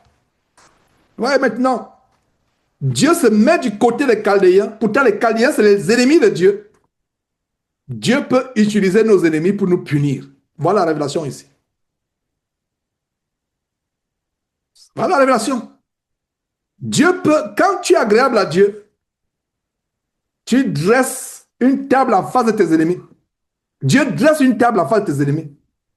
Une table d'abondance, une table de joie, de bénédiction. Tes ennemis sont là.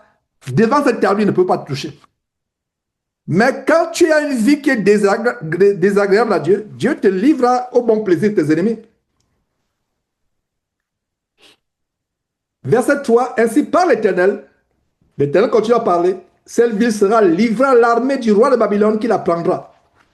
Donc ces gens écoutaient des choses, ils ne voulaient écouter les bonnes prophéties. Et c'est ça les faux prophètes aujourd'hui, qui annoncent les choses agréables. En fait, c'est même les mensonges. Ils viennent vous mentir. Tu vas prospérer, tu vas faire ceci, tu vas faire cela. Regarde les meilleurs vœux. J'ouvre la parenthèse sur les meilleurs vœux. Vœux de prospérité. Je pense que c'est la bonne occasion de répondre au frère Zongo par rapport aux vœux. Les souhaits de prospérité. Je te souhaite ceci, je te souhaite cela, je te souhaite. Il n'y a pas de souhait de... Je vous assure que commencez à souhaiter aux gens de vos familles, vos amis qui disent qu'ils sont chrétiens. Je te souhaite meilleurs vœux de délivrance du mensonge. Meilleurs vœux de délivrance de l'ivrognerie. Meilleurs vœux de délivrance de ceci. Commencez à souhaiter cela. Vous allez les choquer. Ils vont dire que vous êtes fous. Toutes les personnes, j'ai reçu les meilleurs vœux de mon beau-frère, le grand frère de Confort, qui s'appelle Georges comme moi. Ils ne comprennent pas, ils te souhaitent, ils ne peuvent pas comprendre. C'est agréable, c'est la civilité, le monde nous apprend la civilité. Pour des gens comme cela, et je réponds à ta question, nous devons, tu ne vas pas commencer à lui donner un cours bien frustré, etc. Tu lui dis non, ça me tient à cœur, bien que bon, les jours pour moi sont pareils. Tous les jours, il n'y a pas un jour qui... tous les jours sont pareils. Il n'y a pas... Parce que des fois, la Bible dit ne donnez pas les choses saintes aux pauvres. Donc ne perdez pas le temps, ils ne vont pas comprendre. Mais si vous savez qu'ils sont chrétiens, peut-être chrétiens de dénomination, c'est l'occasion, sans les frustrer, sans les insulter, sans les froisser, parce que bien des fois, ces connaissances que nous avons peuvent nous rendre hautains sans qu'on s'en rende compte. Ne les frustrez pas, dites-leur non, écoute, ça me va. Je suis appréciatif de ce que tu as pensé à moi. Cela témoigne vraiment de la considération que tu as à mon égard, mais vraiment, tous ces jours sont pareils pour moi. Il y a, voilà, le souhait que j'ai pour nous tous. Et c'est ça que l'apôtre Paul, le seul souhait que l'apôtre Paul avait, c'est qu'il soit sauvé. Le seul souhait que j'ai, c'est qu'il soit sauvé. Le souhait. Mon souhait, c'est que vraiment nous connaissions Dieu. Et ce n'est pas un souhait que je n'attends pas le 31 décembre pour faire ce souhait. C'est un souhait. Tous les jours, je prie pour vous. C'est mon souhait. Et il n'y a pas de mauvais. Il n'y a pas. Tous les souhaits là, c'est des bonnes choses. Santé, prospérité, beaucoup d'argent, beaucoup d'enfants, toutes les choses charnelles, terrestres. Mais il n'y a pas mon souhait, c'est que tu quittes la fornication. Mon souhait, c'est que tu laisses tomber cette maîtresse et que tu t'attaches à ta femme seulement. Je ne suis pas en train de citer le nom de quelqu'un. Je parle en général. Il ne faut pas que j'ai des problèmes. J'en ai déjà assez, je ne vais pas ajouter encore. Je parle en général. Mon souhait, c'est que, oh là là, tu laisses la fréquentation des marabouts et que tu t'attaches à Jésus-Christ. C'est ça mon souhait. Mon souhait, chers collègues, mon souhait, c'est que tu laisses l'ivrognerie et que tu rentres de plus en plus, au lieu de rentrer tous les jours à 3 heures du matin, de lundi à mardi, mon souhait, c'est que tu sois avec, que tu laisses les prostituées dehors, que tu t'occupes avec. Ça, c'est mon souhait. Vous voyez comment le monde est différent. Eux, ils sont du monde. Ils ne souhaitent que les choses mondaines. Nous sommes de Dieu. Nous devons souhaiter les choses de l'éternité. Et les choses de l'éternité, surtout l'éternité, les choses positives dans l'éternité, le ciel, le royaume de Dieu, c'est la repentance, l'abandon du péché. Donc, Zongo, bien-aimés frères, soyons sages, ne frustrons pas les gens. Surtout si c'est une maman, un papa, tu dis papa merci. papa, merci. Et moi, et en passant, Zongo, ça dit que nous sommes. Bon, le, mon beau-frère ne connaît pas ma position vraiment tellement. Il ne connaît pas ma folie en Christ. Mais ceux qui savent, mon beau-père, mes frères, moi-même, non, nous ne recevons plus. On ne reçoit plus. Ça fait des années qu'on ne reçoit plus. Oh, meilleur vœu, mes enfants là-bas, meilleur vœu. Mon fils Georges, ma fille conforte, mes petits-enfants. On recevait, mais à un moment, nous ne recevons plus. Nous ne recevons plus pourquoi? Parce qu'ils savent que ce n'est même pas la peine. Et aussi, la raison pour laquelle les parents et les amis et les collègues continuent à vous souhaiter meilleurs vœux, c'est parce que vous ne leur avez pas expliqué votre folie en Christ. Folie pour eux, mais sagesse pour nous. Est-ce que vous comprenez? Parce que ton collègue, si tout au long de l'année, ton collègue il connaît ta position en Christ, il ne va pas te souhaiter. Donc, bien des fois, nous sommes aussi fautifs. Nous sommes fautifs. Les parents continuent à te souhaiter bonne année. Joyeux Noël. Il y a un problème. Quand les parents te connaissent radicaux, ils ne vont même pas tenter. Ils ne vont même pas essayer. Ils vont dire celui-là, non, laissons-le de côté. Laissons-le. N'allons pas le provoquer. Vous voyez? C'est aussi. Parce que tu ne vas pas attendre la fin de l'année. Pour commencer à expliquer. Explique ta position. Et aujourd'hui, presque tout le monde pense qu'il est chrétien. Tout le monde pense qu'il est chrétien. Mais quand tu es dans les rapports avec tes voisins au quartier, il faut qu'ils sachent dans ta position que non, là, et c'est quelqu'un qui est intime, qui pense qu'il est ton ami, qui va t'envoyer une carte ou qui. Ça veut dire qu'il y a une relation quand même, n'est-ce pas? Quelqu'un dans le quartier à qui à peine tu dis bonjour, il ne va pas prendre la peine de t'écrire un email pour dire bonne année. Un membre de la famille qui. Ça veut dire que les gens qui te disent bonne année, qui t'écrivent, qui prennent la peine, je ne dis pas dans la rue. Je ne dis pas dans la rue. Au quartier, quelqu'un passe, un voisin, oh, Happy New Year. Oh, non. Je parle des gens qui vont aller sur WhatsApp, composer un texte, etc. Si ces gens-là savent quelle est ta position en Christ, quelle est ta position, alors ils savent quelle est ta position en Christ, ils ne vont pas, ils vont pas te souhaiter. Donc, je ne sais pas si j'ai répondu à la question Zongo, mais je résume la réponse à ta question en disant que nous devons faire preuve de beaucoup de sagesse. S'ils ne connaissent pas notre foi, c'est l'occasion, sans paraître hautain, sans paraître injurieux ou avec beaucoup de sagesse, dire que non, ça c'est bon. Hein, ça me réjouit de ce que tu as pensé à moi, mais je sais, tous ces jours sont pareils pour moi. Même chose pour l'anniversaire. Oh, joyeux anniversaire! Expliquer à la personne qu'un anniversaire pour moi, ce n'est pas un sujet de joie. C'est ça que j'avais expliqué aux ressources humaines d'un ancien employeur, direction des ressources humaines. Est-ce que tu fais qu'on fasse le shout-out? Shout-out, ça veut dire qu'on crie, on crie dans les haut-parleurs tous les étages de l'entreprise à midi, écoute, il y a les shout-outs, ceux qui sont nés ce jour-là. Et non. Et les gens attendent ça, les gens veulent ça. Moi, je lui ai expliqué que non, moi, je ne veux pas. Pourquoi? Elle m'a dit, mais tu me surprends, mais comment tu ne voudrais pas? Mais tout le monde attend ça. Elle dit, non, je ne veux pas parce qu'en fait, pour moi, c'est plutôt un jour de tristesse. How come? Donc, on s'écrivait, c'était par écrit. Mais comment ça, un jour de tristesse? Non. Parce qu'à supposer que c'est mon 40e anniversaire et que Dieu sait s'il devait mourir à peut-être 70 ans, 80 ans ou 90 ans. Donc, plus les années passent, ça dit que moins le nombre d'années sur Terre diminue. Et je m'approche pour le monde. Si je ne me suis pas repenti, comme il m'a dit ça à une personne du monde, je m'approche de ma mort et de ma fin sur Terre. Et il y a des choses, par exemple, que j'aurais bien voulu réaliser sur Terre que je ne vais pas réaliser. Pour moi, c'est un mode. En fait, je lui parlais le langage qu'elle devait comprendre. Mais moi, je disais, par exemple, que est-ce que je me suis sanctifié? La Bible dit que celui qui pêche, pêche davantage, celui qui sanctifie, sanctifie davantage. Est-ce que je me suis suffisamment dépouillé?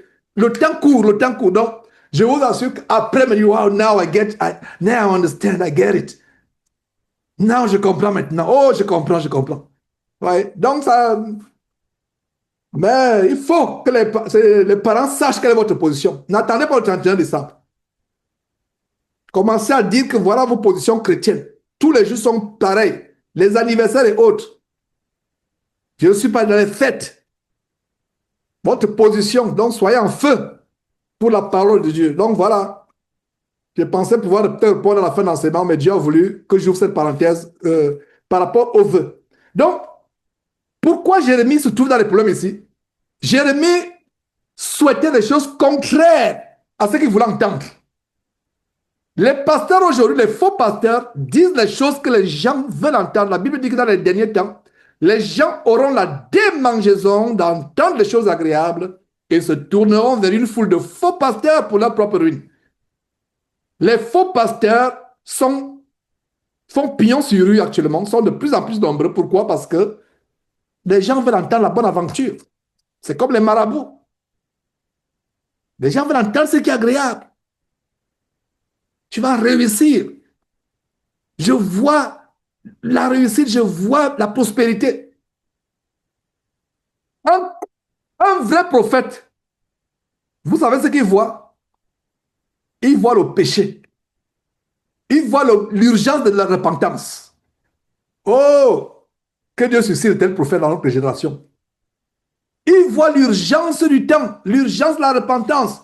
Il voit le péché, il voit l'urgence de la repentance, il voit le mal. Voilà un vrai prophète de Dieu. Et les gens n'aiment pas. Les gens veulent garder leur péché à aller au ciel. Les gens veulent garder, je répète, les gens veulent garder leur péché à aller au ciel. Mon ami qui m'écoute actuellement, garde ton péché. Il y a un endroit, le dépotoir du péché, c'est l'enfer. Tu vas au ciel, débarrasse-toi du péché. Et quelqu'un est mort sur la croix pour nous aider. Son nom, c'est Jésus-Christ. Débarrasse-toi du péché.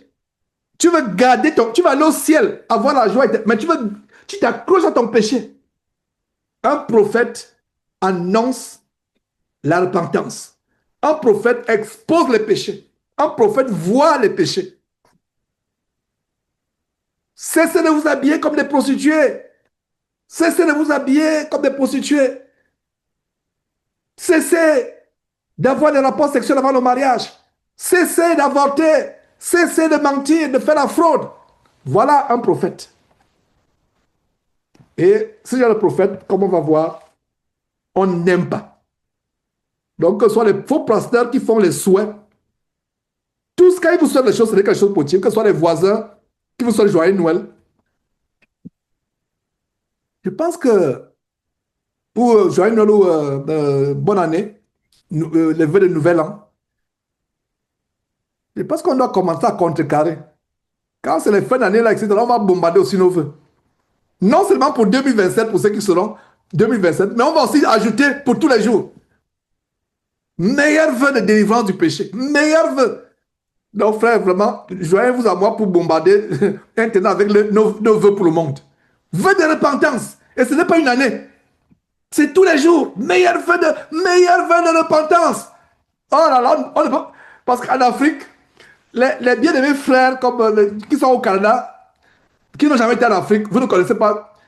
Je dis souvent aux enfants ici que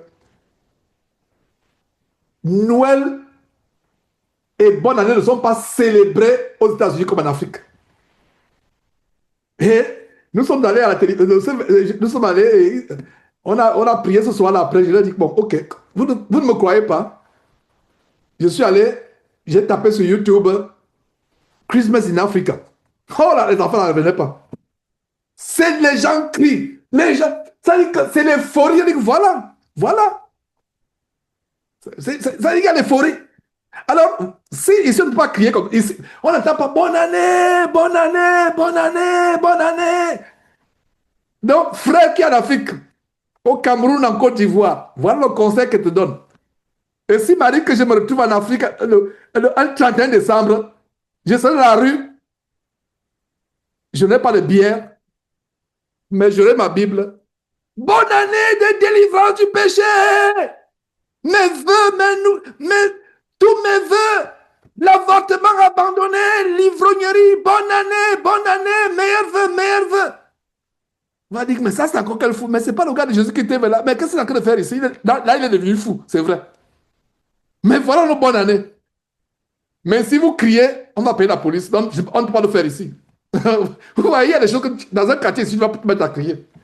Mais en Afrique, sauf si c'est un endroit bon, public, un marché, etc., un carrefour, d'accord, on peut le faire. Mais on ne connaît pas la tendance de crier parce qu'ici, c'est de personne à personne. Mais en Afrique, dans les rues, dans le quartier, on entend les meilleurs. Surtout quand c'est. Il y a maintenant comment vous appelez là, les pétards et les explosifs, comment vous appelez les feux d'artifice, etc. Les gens commencent à crier. Donc, frère, à partir d'aujourd'hui, tu vas crier. Meilleur vœu de ceci. C'est ça nos vœux. Que les gens se repentent. Oui. Donc, continuons avec Jérémie. Jérémie leur dit des choses terribles. Jérémie prophétise le malheur de la part de l'Éternel. Ce n'est même pas de la part de Jérémie, c'est la part de l'Éternel. Jérémie ne faisait que retransmettre ce que Dieu lui disait. Et les gens n'aimaient pas ça. Ils s'attaquaient au messager. Ils doivent s'attaquer à celui qui a envoyé le messager. Ils s'attaquent à Jérémie et c'est ça le problème. Un vrai prophète ne dit que ce que Dieu lui a dit de dire. Mais aujourd'hui, à cause de l'argent, de la célébrité, les gens prophétisent le mensonge. Prophétisent le mensonge. Comme il y a un bandit ghanéen qui a commencé à faire les barques de Noé pour dire que la fin du monde, c'est le 25. Je pense que je vais dénoncer ce. Si j'ai le temps de la semaine, je vais dénoncer ce jeune-là. Un influenceur. Maintenant, il s'habille, il porte un sac de cendre, un sac, le sac de tarot, de patates, il se met à, il commence, il dit qu'il est Noé, il change le nom, son nom c'est Noé. Il a les pêcheurs gagnants ont commencé à construire de grosses barques. Je pense il y a une instruction criminelle qui a été ouverte à son je crois qu'il est inculpé actuellement au Ghana. Un jeune influenceur. Les gens ne font pas les recherches. Des personnes, des gagnants qui ont abandonné leur boulot. Des familles qui se disent au revoir. Que vraiment, il y aura l'inondation. Le déluge, ce sera comme autant un déluge. Et les 3 ou 4 pirogues gigantesques qu'il a construites, le ratio avec les foules et les foules qui sont venues. Que dit la parole de Dieu?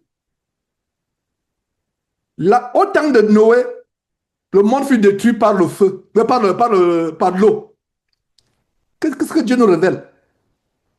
Le temps aujourd'hui est réservé pour quoi? Pour l'eau encore? Non. Pour le feu. Donc, regardez un petit exemple qui vous montre que si ces gens qui ont suivi ce feu Noé lisaient la Bible, ils vont dire que mais non, c'est la fin du monde. Les barques gigantesques, ça peut, comme une maison de 2 étages, mais en bois. Mais il y en avait, c'était peu pour des gens qui venaient d'autres quartiers. Ce qui lisait la Bible, c'est que ils devaient comprendre que au temps de Noé, c'est l'eau qui a détruit la terre, mais la terre d'à présent est réservée pour le feu. C'est le feu. Rien qu'un petit détail comme ça aurait pu ouvrir les yeux. Donc, je pense qu'il faut quand même, il faut le dénoncer. Il faut dénoncer ce monsieur. C'est vrai que il avait un impact dans le milieu, dans la zone anglophone. Mais je ne sais pas si vous savez, même quelqu'un parmi vous, vous savez de qui je parle. Un jeune, je ne sais pas s'il a 30 ans. Un jeune influenceur. Et les jours précédents, il dormait là sur la natte, il fait les jeûnes, il est là. Non, non, je vous assure que le diable est l'être humain à un niveau indescriptible. Ouais. C'est pour ça qu'il faut lire la Bible. Lire la Bible. Verset 3, ainsi par l'Éternel, cette ville sera livrée à l'armée du roi de Babylone qui la prendra. Qui la prendra. Ben, il ne voulait pas écouter ça. Et le chef dit au roi, ah, la tribulation, regarde la pression. Les chefs dirent au roi, que cet homme soit mis à mort, car il décourage les hommes de guerre qui restent dans cette ville. Et tout le peuple, en leur tenant de tels discours, cet homme ne cherche pas le bien de ce peuple. Il ne veut que son malheur. Est-ce que c'est nouveau? Cet homme-là, il n'a jamais prophétisé une seule chose de positive sur les chrétiens. C'est mal l'enfer, enfer, enfer. Mais prophétise-nous aussi qu'on va trouver le travail. Prophétise-nous aussi qu'on aura le mariage. Prophétise-nous aussi qu'on va voyager. Rien que là. Est-ce que c'est nouveau? Il n'y a rien de nouveau sur le soleil. Voilà ce que nous voyons ici, n'est-ce pas? Non. Il nous décourage en tenant de pareils discours. Cet homme ne cherche pas le bien. Hein? Ce prédicateur-là, depuis des années, il ne veut pas notre bien. C'est pas l'enfer, l'enfer, l'enfer, l'enfer. Mais parle-nous aussi des choses positives. C'est exactement ce qui se passe là. C'est exactement ce qui se passe. Donc, verset 5, le roi Sédécias répondit, voici, il est entre vos mains, car le roi ne peut rien faire contre vous. Voilà un ancêtre entre guillemets de Ponce Pilate. Lui, il est d'Israël, Sédécias. Ponce Pilate est italien. Mais quand il dit l'ancêtre, ça veut dire que le même esprit. Ça veut dire qu'on veut faire plaisir au peuple. Pour ne pas avoir le peuple contre soi, on se lave les mains et dit, prenez, faites ce que vous en voulez. Exactement. Vous pensez que c'est par hasard? Ce que Jésus a subi, comment une autorité le livre au peuple, c'est exactement ce que Jérémie subit ici. Une autorité, ici le roi, pour Jérémie, le livre au peuple. Au temps de Jésus, c'est qui? Ponce Pilate, le livre au peuple. Quand vous lisez de ces passages, faites le parallèle. Il y a des enseignements, il y a des révélations dans ces parallèles. Le roi Sédécias répondit, voici, il est entre vos mains, car le roi ne peut rien faire contre vous. Ah, regardez le verset 6. La sentence de mort était déjà prononcée. La sentence de mort était prononcée. Verset 6. Alors il prit Jérémie et le jeta dans la citerne de Malkija, fils du roi, laquelle se trouvait dans la cour de la prison.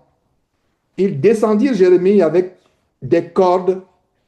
Il n'y avait point d'eau dans la citerne, mais il y avait de la boue. Et Jérémie enfonça dans la boue. Waouh! Voilà la torture, voilà ce qui arrive quand on se tient pour la vérité. Quand on parle la vérité, on parle la part de Dieu. Voilà ce que ça entraîne, la persécution. Verset 7. Et Ebed-Melech, l'Éthiopien, eunuque qui était dans la maison du roi, apprit qu'on avait mis Jérémie dans la citerne.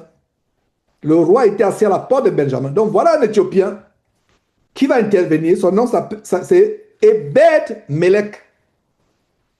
Donc voilà une bonne question pour un quiz. Voilà. On va dire par exemple,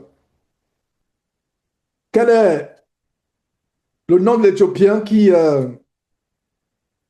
avait aidé Jérémie à sortir de la citerne boueuse? A. Shadrach. B. Nebuchadnezzar. 3. Ebed-Melech. 4. Malkija. Tu as 8 secondes pour répondre. Tac, tac, tac, tac, tac. Ceux qui ont lu vont dire que c'est qui? Il s'appelait Ebed-Melech. Voilà, mes frères. Donc, lisons attentivement. Et là, même pour ceux qui ont raté, quand tu as la réponse reste. Ça, c'est le bien fondé des quiz. La réponse reste là. Je dis, oh, j'avais raté. La prochaine fois, tu sauras que c'est Ebed-Melech. Donc, Ebed-Melech, la Bible dit qu'il était un Éthiopien. Ce n'est pas par hasard.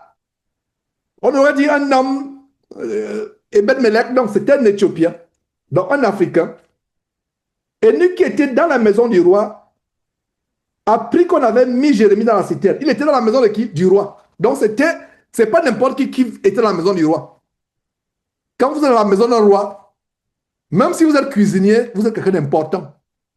Même si vous êtes gardien, vous êtes important. Donc c'est un homme important. Le roi ne pouvait pas s'entourer. C'est-à-dire quand vous êtes dans la cour royale, ça me rappelle le roi Soleil, qui a construit Versailles, etc. Le roi qui avait fait 7 ans qui faisait 7 ans sans se laver, qui avait une maîtresse maintenant. J'ai même visité, quand j'étais de passage chez Claude, j'ai visité le château de Madame Maintenant. Et, euh, et plus tard, quand je suis revenu aux États-Unis, Claude et tous les frères, j'étais un peu curieux par rapport à ce que j'ai vu en France. Donc j'ai fait des recherches sur le roi Soleil encore. J'ai fait des recherches. Je tombe sur le documentaire qui montre les gens se bagarraient pour être, pour être un courtisan. Ah, j'ai dit, ah non, c'était important que ça. Donc j'ai fait des recherches. Donc je comprends mieux aujourd'hui quand je vous dis que l'Éthiopie est un homme important. Et vous savez, je vais vous comprendre, je vais vous faire comprendre pourquoi je le dis. Voyez, les courtisans, il y avait certains qui étaient prêts à tout pour être dans la cour, dans Versailles, justement. Et Versailles, à l'époque, ce n'est pas Versailles que vous voyez aujourd'hui. Selon ce documentaire, il y avait plusieurs quartiers. C'était une ville. Parce que le roi Soleil voulait contrôler tout. Il voulait tout contrôler. Et il y avait des quartiers. Vous voyez, par exemple, ceux qui étaient plus, en fonction de votre hiérarchie, vous êtes à côté de lui, vous êtes très élevé. Donc, ceux qui sont loin, c'est au bas. Mais même ceux qui étaient loin, dans Versailles, dans son château, et c'était pour les hommes de pouvoir qui voulaient contrôler tout autour de lui. Il était très paranoïaque, il voulait tout contrôler. Et je vous épargne les détails sur l'hygiène à l'époque. Parce que tous ces gens devaient s'attrouper, etc. Et le bain n'était pas quelque chose que nous avons aujourd'hui. Bref, c'est pour dire que toute personne qui était courtisane était importante. Donc, je reviens maintenant sur, euh,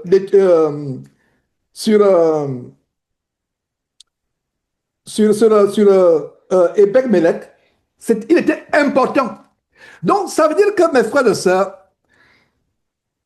vous pouvez être persécutés par les grands de ce monde. Mais Dieu peut utiliser quelqu'un parmi ces grands pour vous venir au secours. Voilà l'encouragement que nous avons. Quelqu'un peut utiliser parce que les grands de ce monde peuvent vous persécuter, mais Dieu peut utiliser parmi ces grands quelqu'un qui viendra vous délivrer. Donc, Ebed Melech, retenez ce nom, Ebed Melech, sortit de la maison du roi et parla ainsi au roi. Oh roi, mon Seigneur, regarde la courtoisie avec laquelle il commence. Oh roi, mon Seigneur, ces hommes ont mal agi en traitant la sorte de Jérémie. Ça demande du courage. Ça demande du courage. Pourquoi? Parce que le roi a dit au verset 5, voici il est entre vos mains et le roi ne peut rien faire contre vous.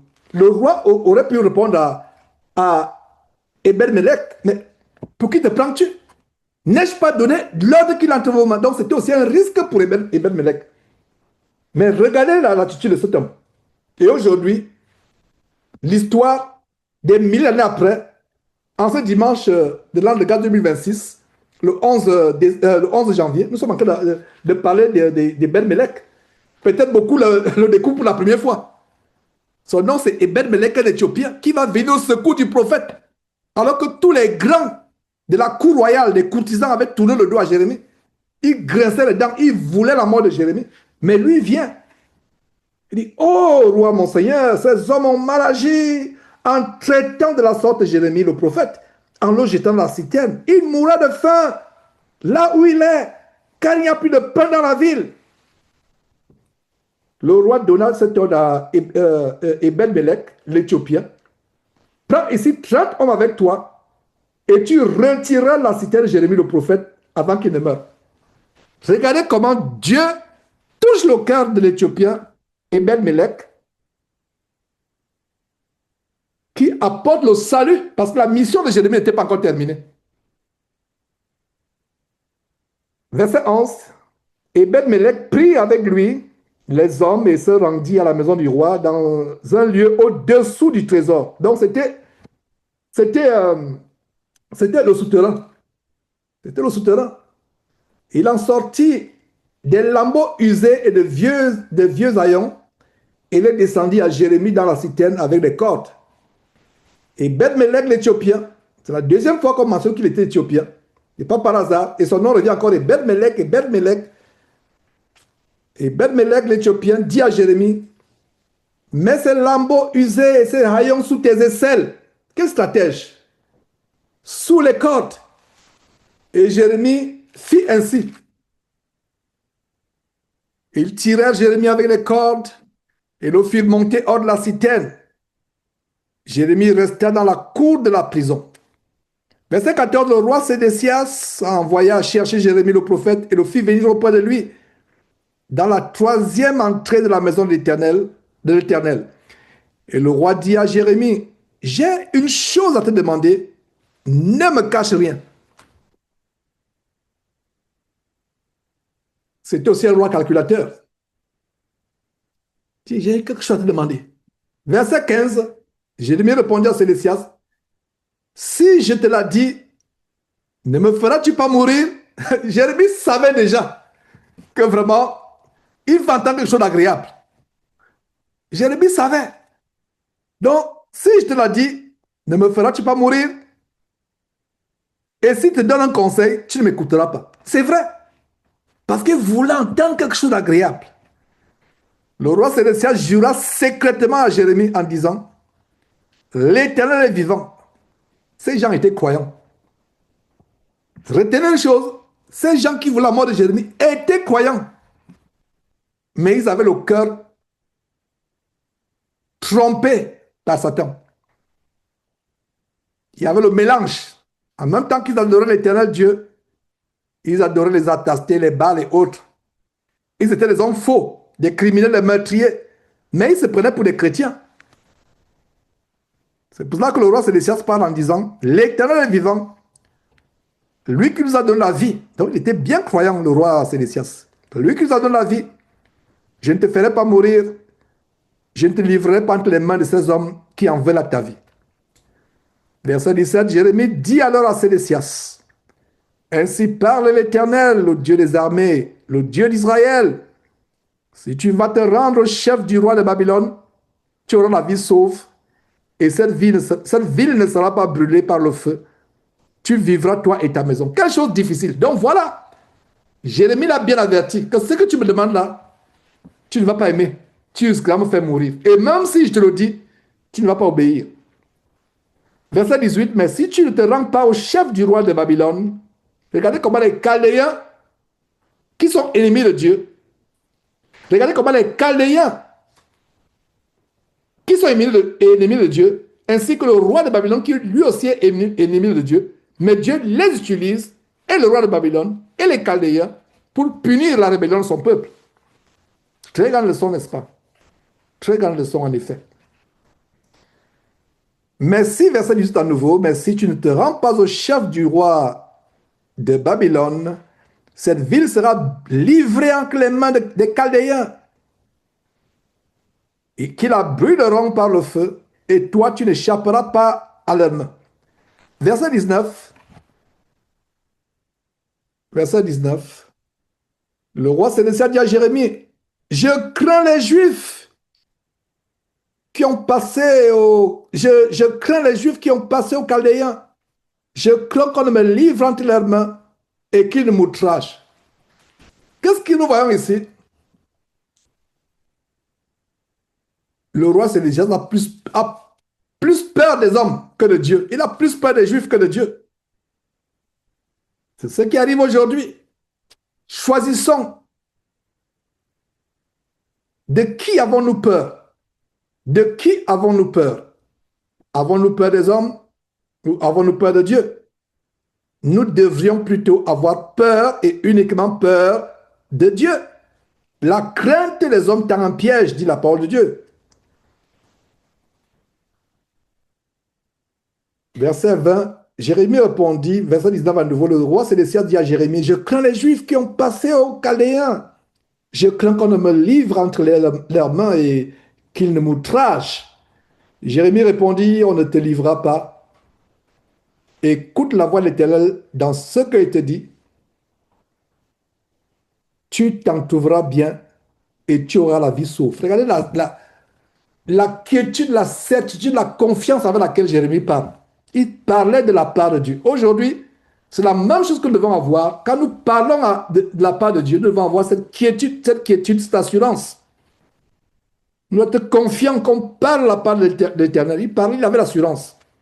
Une assurance infléchissable, une assurance inébranlable. Imitons l'assurance de Jérémie quand nous parlons de la part de Dieu. Donc Jérémie répondit, on ne te livrera pas. Écoute la voix de l'Éternel dans ce que je te dis. Il n'a pas dit la voix de Jérémie. Il rappelle toujours que c'est la voix de l'Éternel. Je suis que le porte-parole. Je ne suis qu'un messager. Écoute la voix de l'Éternel dans ce que je te dis. Tu t'en trouveras bien et tu auras la vie sauve. Verset 21. Mais si tu refuses de sortir, voici ce que l'Éternel m'a révélé. Et c'est terrible. Verset 22. Toutes les femmes qui restent dans la maison du roi de Juda seront menées aux Juifs du roi de Babylone et elles diront, tu as été trompé, dominé par ceux qui t'annoncent la paix. Et quand les pieds sont enfoncés dans la boue, ils se retirent. Regardez ce qui se passe ici. Ça nous rappelle quoi? Au jour du jugement, ceux qui ont été trompés par les faux pasteurs, tu auras ton visa, amen. Tu vas te marier, amen. Babylone ici, c'est une image de l'enfer. C'est l'image de l'enfer. Là-bas, ils vont se rendre compte que, mais Castanou, tu nous as trompés. Masuno Chinasi, tu nous as trompés. Béni-In, tu nous as trompés. Christo Yakilome, tu nous as trompés. Kamuka, tu nous as trompés. C'est pour ça que ne suivez pas un homme, suivez le Seigneur Jésus-Christ. Ne suivez pas un homme. L'homme peut vous tromper. L'homme peut vous tromper. Aïe, tu nous as trompés, tu nous as trompés. Il est tard. Il est tard. Verset 23. Toutes les femmes toutes tes femmes. Regardez, un roi qui avait les femmes. Toutes tes femmes et tes enfants seront menés aux Chaldéens et toi, tu n'échapperas pas à leurs mains. Tu seras saisi par la main du roi de Babylone et cette ville sera brûlée par le feu. Verset 24, voyons la réaction de Sélécias. Un roi, un stratège tellement rusé, un roi futé, un fin limier. Alors, quelle est la réponse? Quelle est la réaction du roi? Verset 24. Sélécias dit à Jérémie que personne ne sache rien de ces discours et tu ne mourras pas. Et à ce moment, nous voyons vraiment, mes frères et sœurs, l'audace, le culot. Le roi Sélécias pensait qu'il avait le pouvoir sur la vie de Jérémie. Il dit à Jérémie que voilà, malheur à toi, si quelqu'un est au courant de ce discours, tu seras mort. Donc ne dis à personne et tu ne mourras pas. Verset 25, si les chefs apprennent que je t'ai parlé, et s'ils viennent te dire, rapporte tout ce que tu as dit au roi et ce que le roi t'a dit, ne nous cache rien et nous ne te ferons pas mourir. Tu leur répondras, j'ai supplié le roi de ne pas me renvoyer dans la maison de Jonathan, de peur que je n'y meure. Oui. Le roi incite Jérémie à dire ce qui n'est pas la vérité exacte de ce qui s'est passé. Verset 27, nous sommes à la fin. Tous les chefs vinrent auprès de Jérémie et le questionnèrent. Il leur répondit entièrement comme le roi l'avait ordonné. Ils gardèrent alors le silence et se retirèrent, car la chose ne s'était pas répandue. Jérémie resta dans la cour de la prison jusqu'au jour de la prise de Jérusalem. Finalement, Jérusalem sera pris. Donc, nous avons la révélation que, ainsi qu'a parlé l'Éternel par la bouche de Jérémie, Jérusalem va être prise parce que les paroles de l'Éternel n'ont pas été mises en pratique. Et mes frères et sœurs, les choses commencent à devenir tellement intéressantes, mais nous allons arrêter aujourd'hui à ce verset.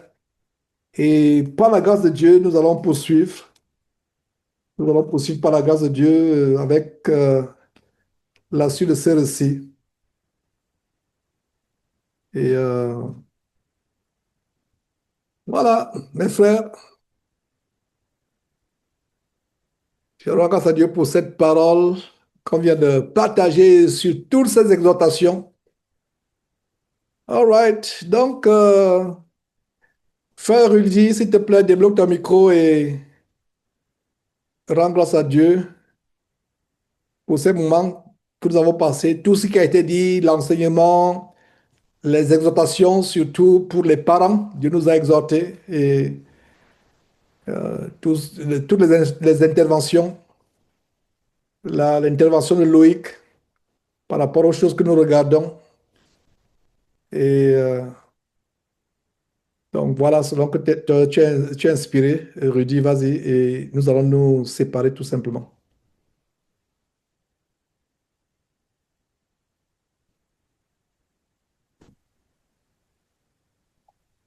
Vous m'entendez? Prions. Éternel Dieu Tout-Puissant, Père de notre Seigneur Jésus-Christ, nous te sommes infiniment reconnaissants, Père éternel, pour ta parole qui est la vérité, Seigneur Dieu Tout-Puissant. Nous ne méritons même pas ces paroles que tu nous donnes ce soir, Seigneur Dieu Tout-Puissant. Ô Dieu d'Abraham, Dieu d'Isaac, Dieu de Jacob, donne-nous, Seigneur, de garder ces paroles-là au fond de nos cœurs, Père éternel, non seulement, Seigneur, pour notre sanctification, mais aussi, Seigneur, pour ne pas pécher contre toi, Père éternel. Donne-nous de demeurer dans la foi. Merci infiniment, Seigneur Dieu Tout-Puissant, pour chaque parole que tu as pu nous donner, Seigneur Dieu Tout-Puissant. Nous te demandons pardon, Seigneur, nous qui sommes parents, Seigneur Dieu Tout-Puissant, si nous avons offensé nos enfants à travers notre manque de sagesse, Seigneur Dieu Tout-Puissant, par moment envers nos enfants.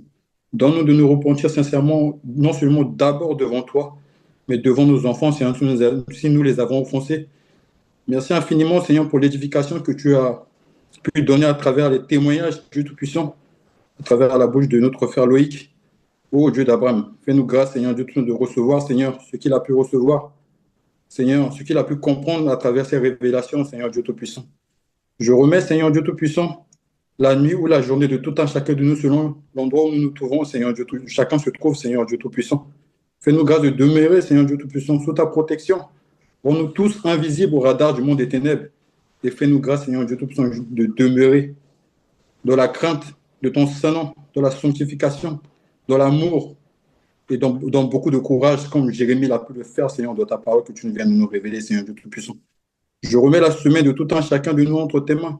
Donne-nous, Seigneur Dieu Tout-Puissant, de montrer notre identité de chrétien, Seigneur Dieu Tout-Puissant, devant ceux qui n'ont pas encore reçu la révélation de ta parole, comme tu nous as fait grâce de recevoir aujourd'hui, Seigneur Dieu Tout-Puissant. Donne-nous, Seigneur Dieu Tout-Puissant, de ne pas regarder de haut nos familles, Seigneur, qui n'ont pas encore reçu la grâce de recevoir cette connaissance que tu nous donnes aujourd'hui, Seigneur Dieu Tout-Puissant. Mais donne-nous, Seigneur Dieu Tout-Puissant, je t'en supplie, avec humilité de ton Fils Jésus-Christ, de nous le regarder comme moins que rien, Seigneur, de ceux qui n'ont pas encore reçu cette grâce-là, afin que le jour où toi tu décideras, Seigneur Dieu Tout-Puissant, de les visiter, ils se souviendront, Seigneur, qu'à travers nous, tu les as déjà visités, Seigneur Dieu Tout-Puissant. C'est au nom de Jésus-Christ, ton Fils, notre Seigneur, que nous avons ainsi prié. Amen. Amen, amen, amen. Voilà, mes frères, ça allait fait pour aujourd'hui. Préparons-nous déjà pour le Togo. N'attendons pas la dernière minute. Ceux qui veulent s'y rendre. Et pour les frères qui sont en Europe, c'est facile. Il n'y a pas d'excuse de dire que c'est facile. Vous avez, je crois, le vol, c'est quoi? 3 heures de temps, 6 heures, peut-être 5 heures. Hein? C'est pas comme ceux qui viennent du Canada aux États-Unis, c'est peut-être 24 heures ou 30 heures de vol avec escale. À Paris, si ils passent par Paris, bien sûr. Donc, préparons-nous, passeport, prenez déjà les renseignements, comment obtenir le visa pour aller au Togo. Est-ce que votre pays est éligible à l'exemption de visa ou bien est-ce qu'il vous faut un visa? Et s'il faut un visa, comment on doit l'obtenir? Donc, préparons-nous déjà. Ce sera un plaisir de nous rencontrer. Surtout, mes frères et sœurs, mettons ça en prière. Mettons ça en prière, que Dieu soit au contrôle de toutes choses et que sa volonté s'accorde pour que sa volonté pardon s'accomplit autant pour moi s'accomplit pour ces rencontres.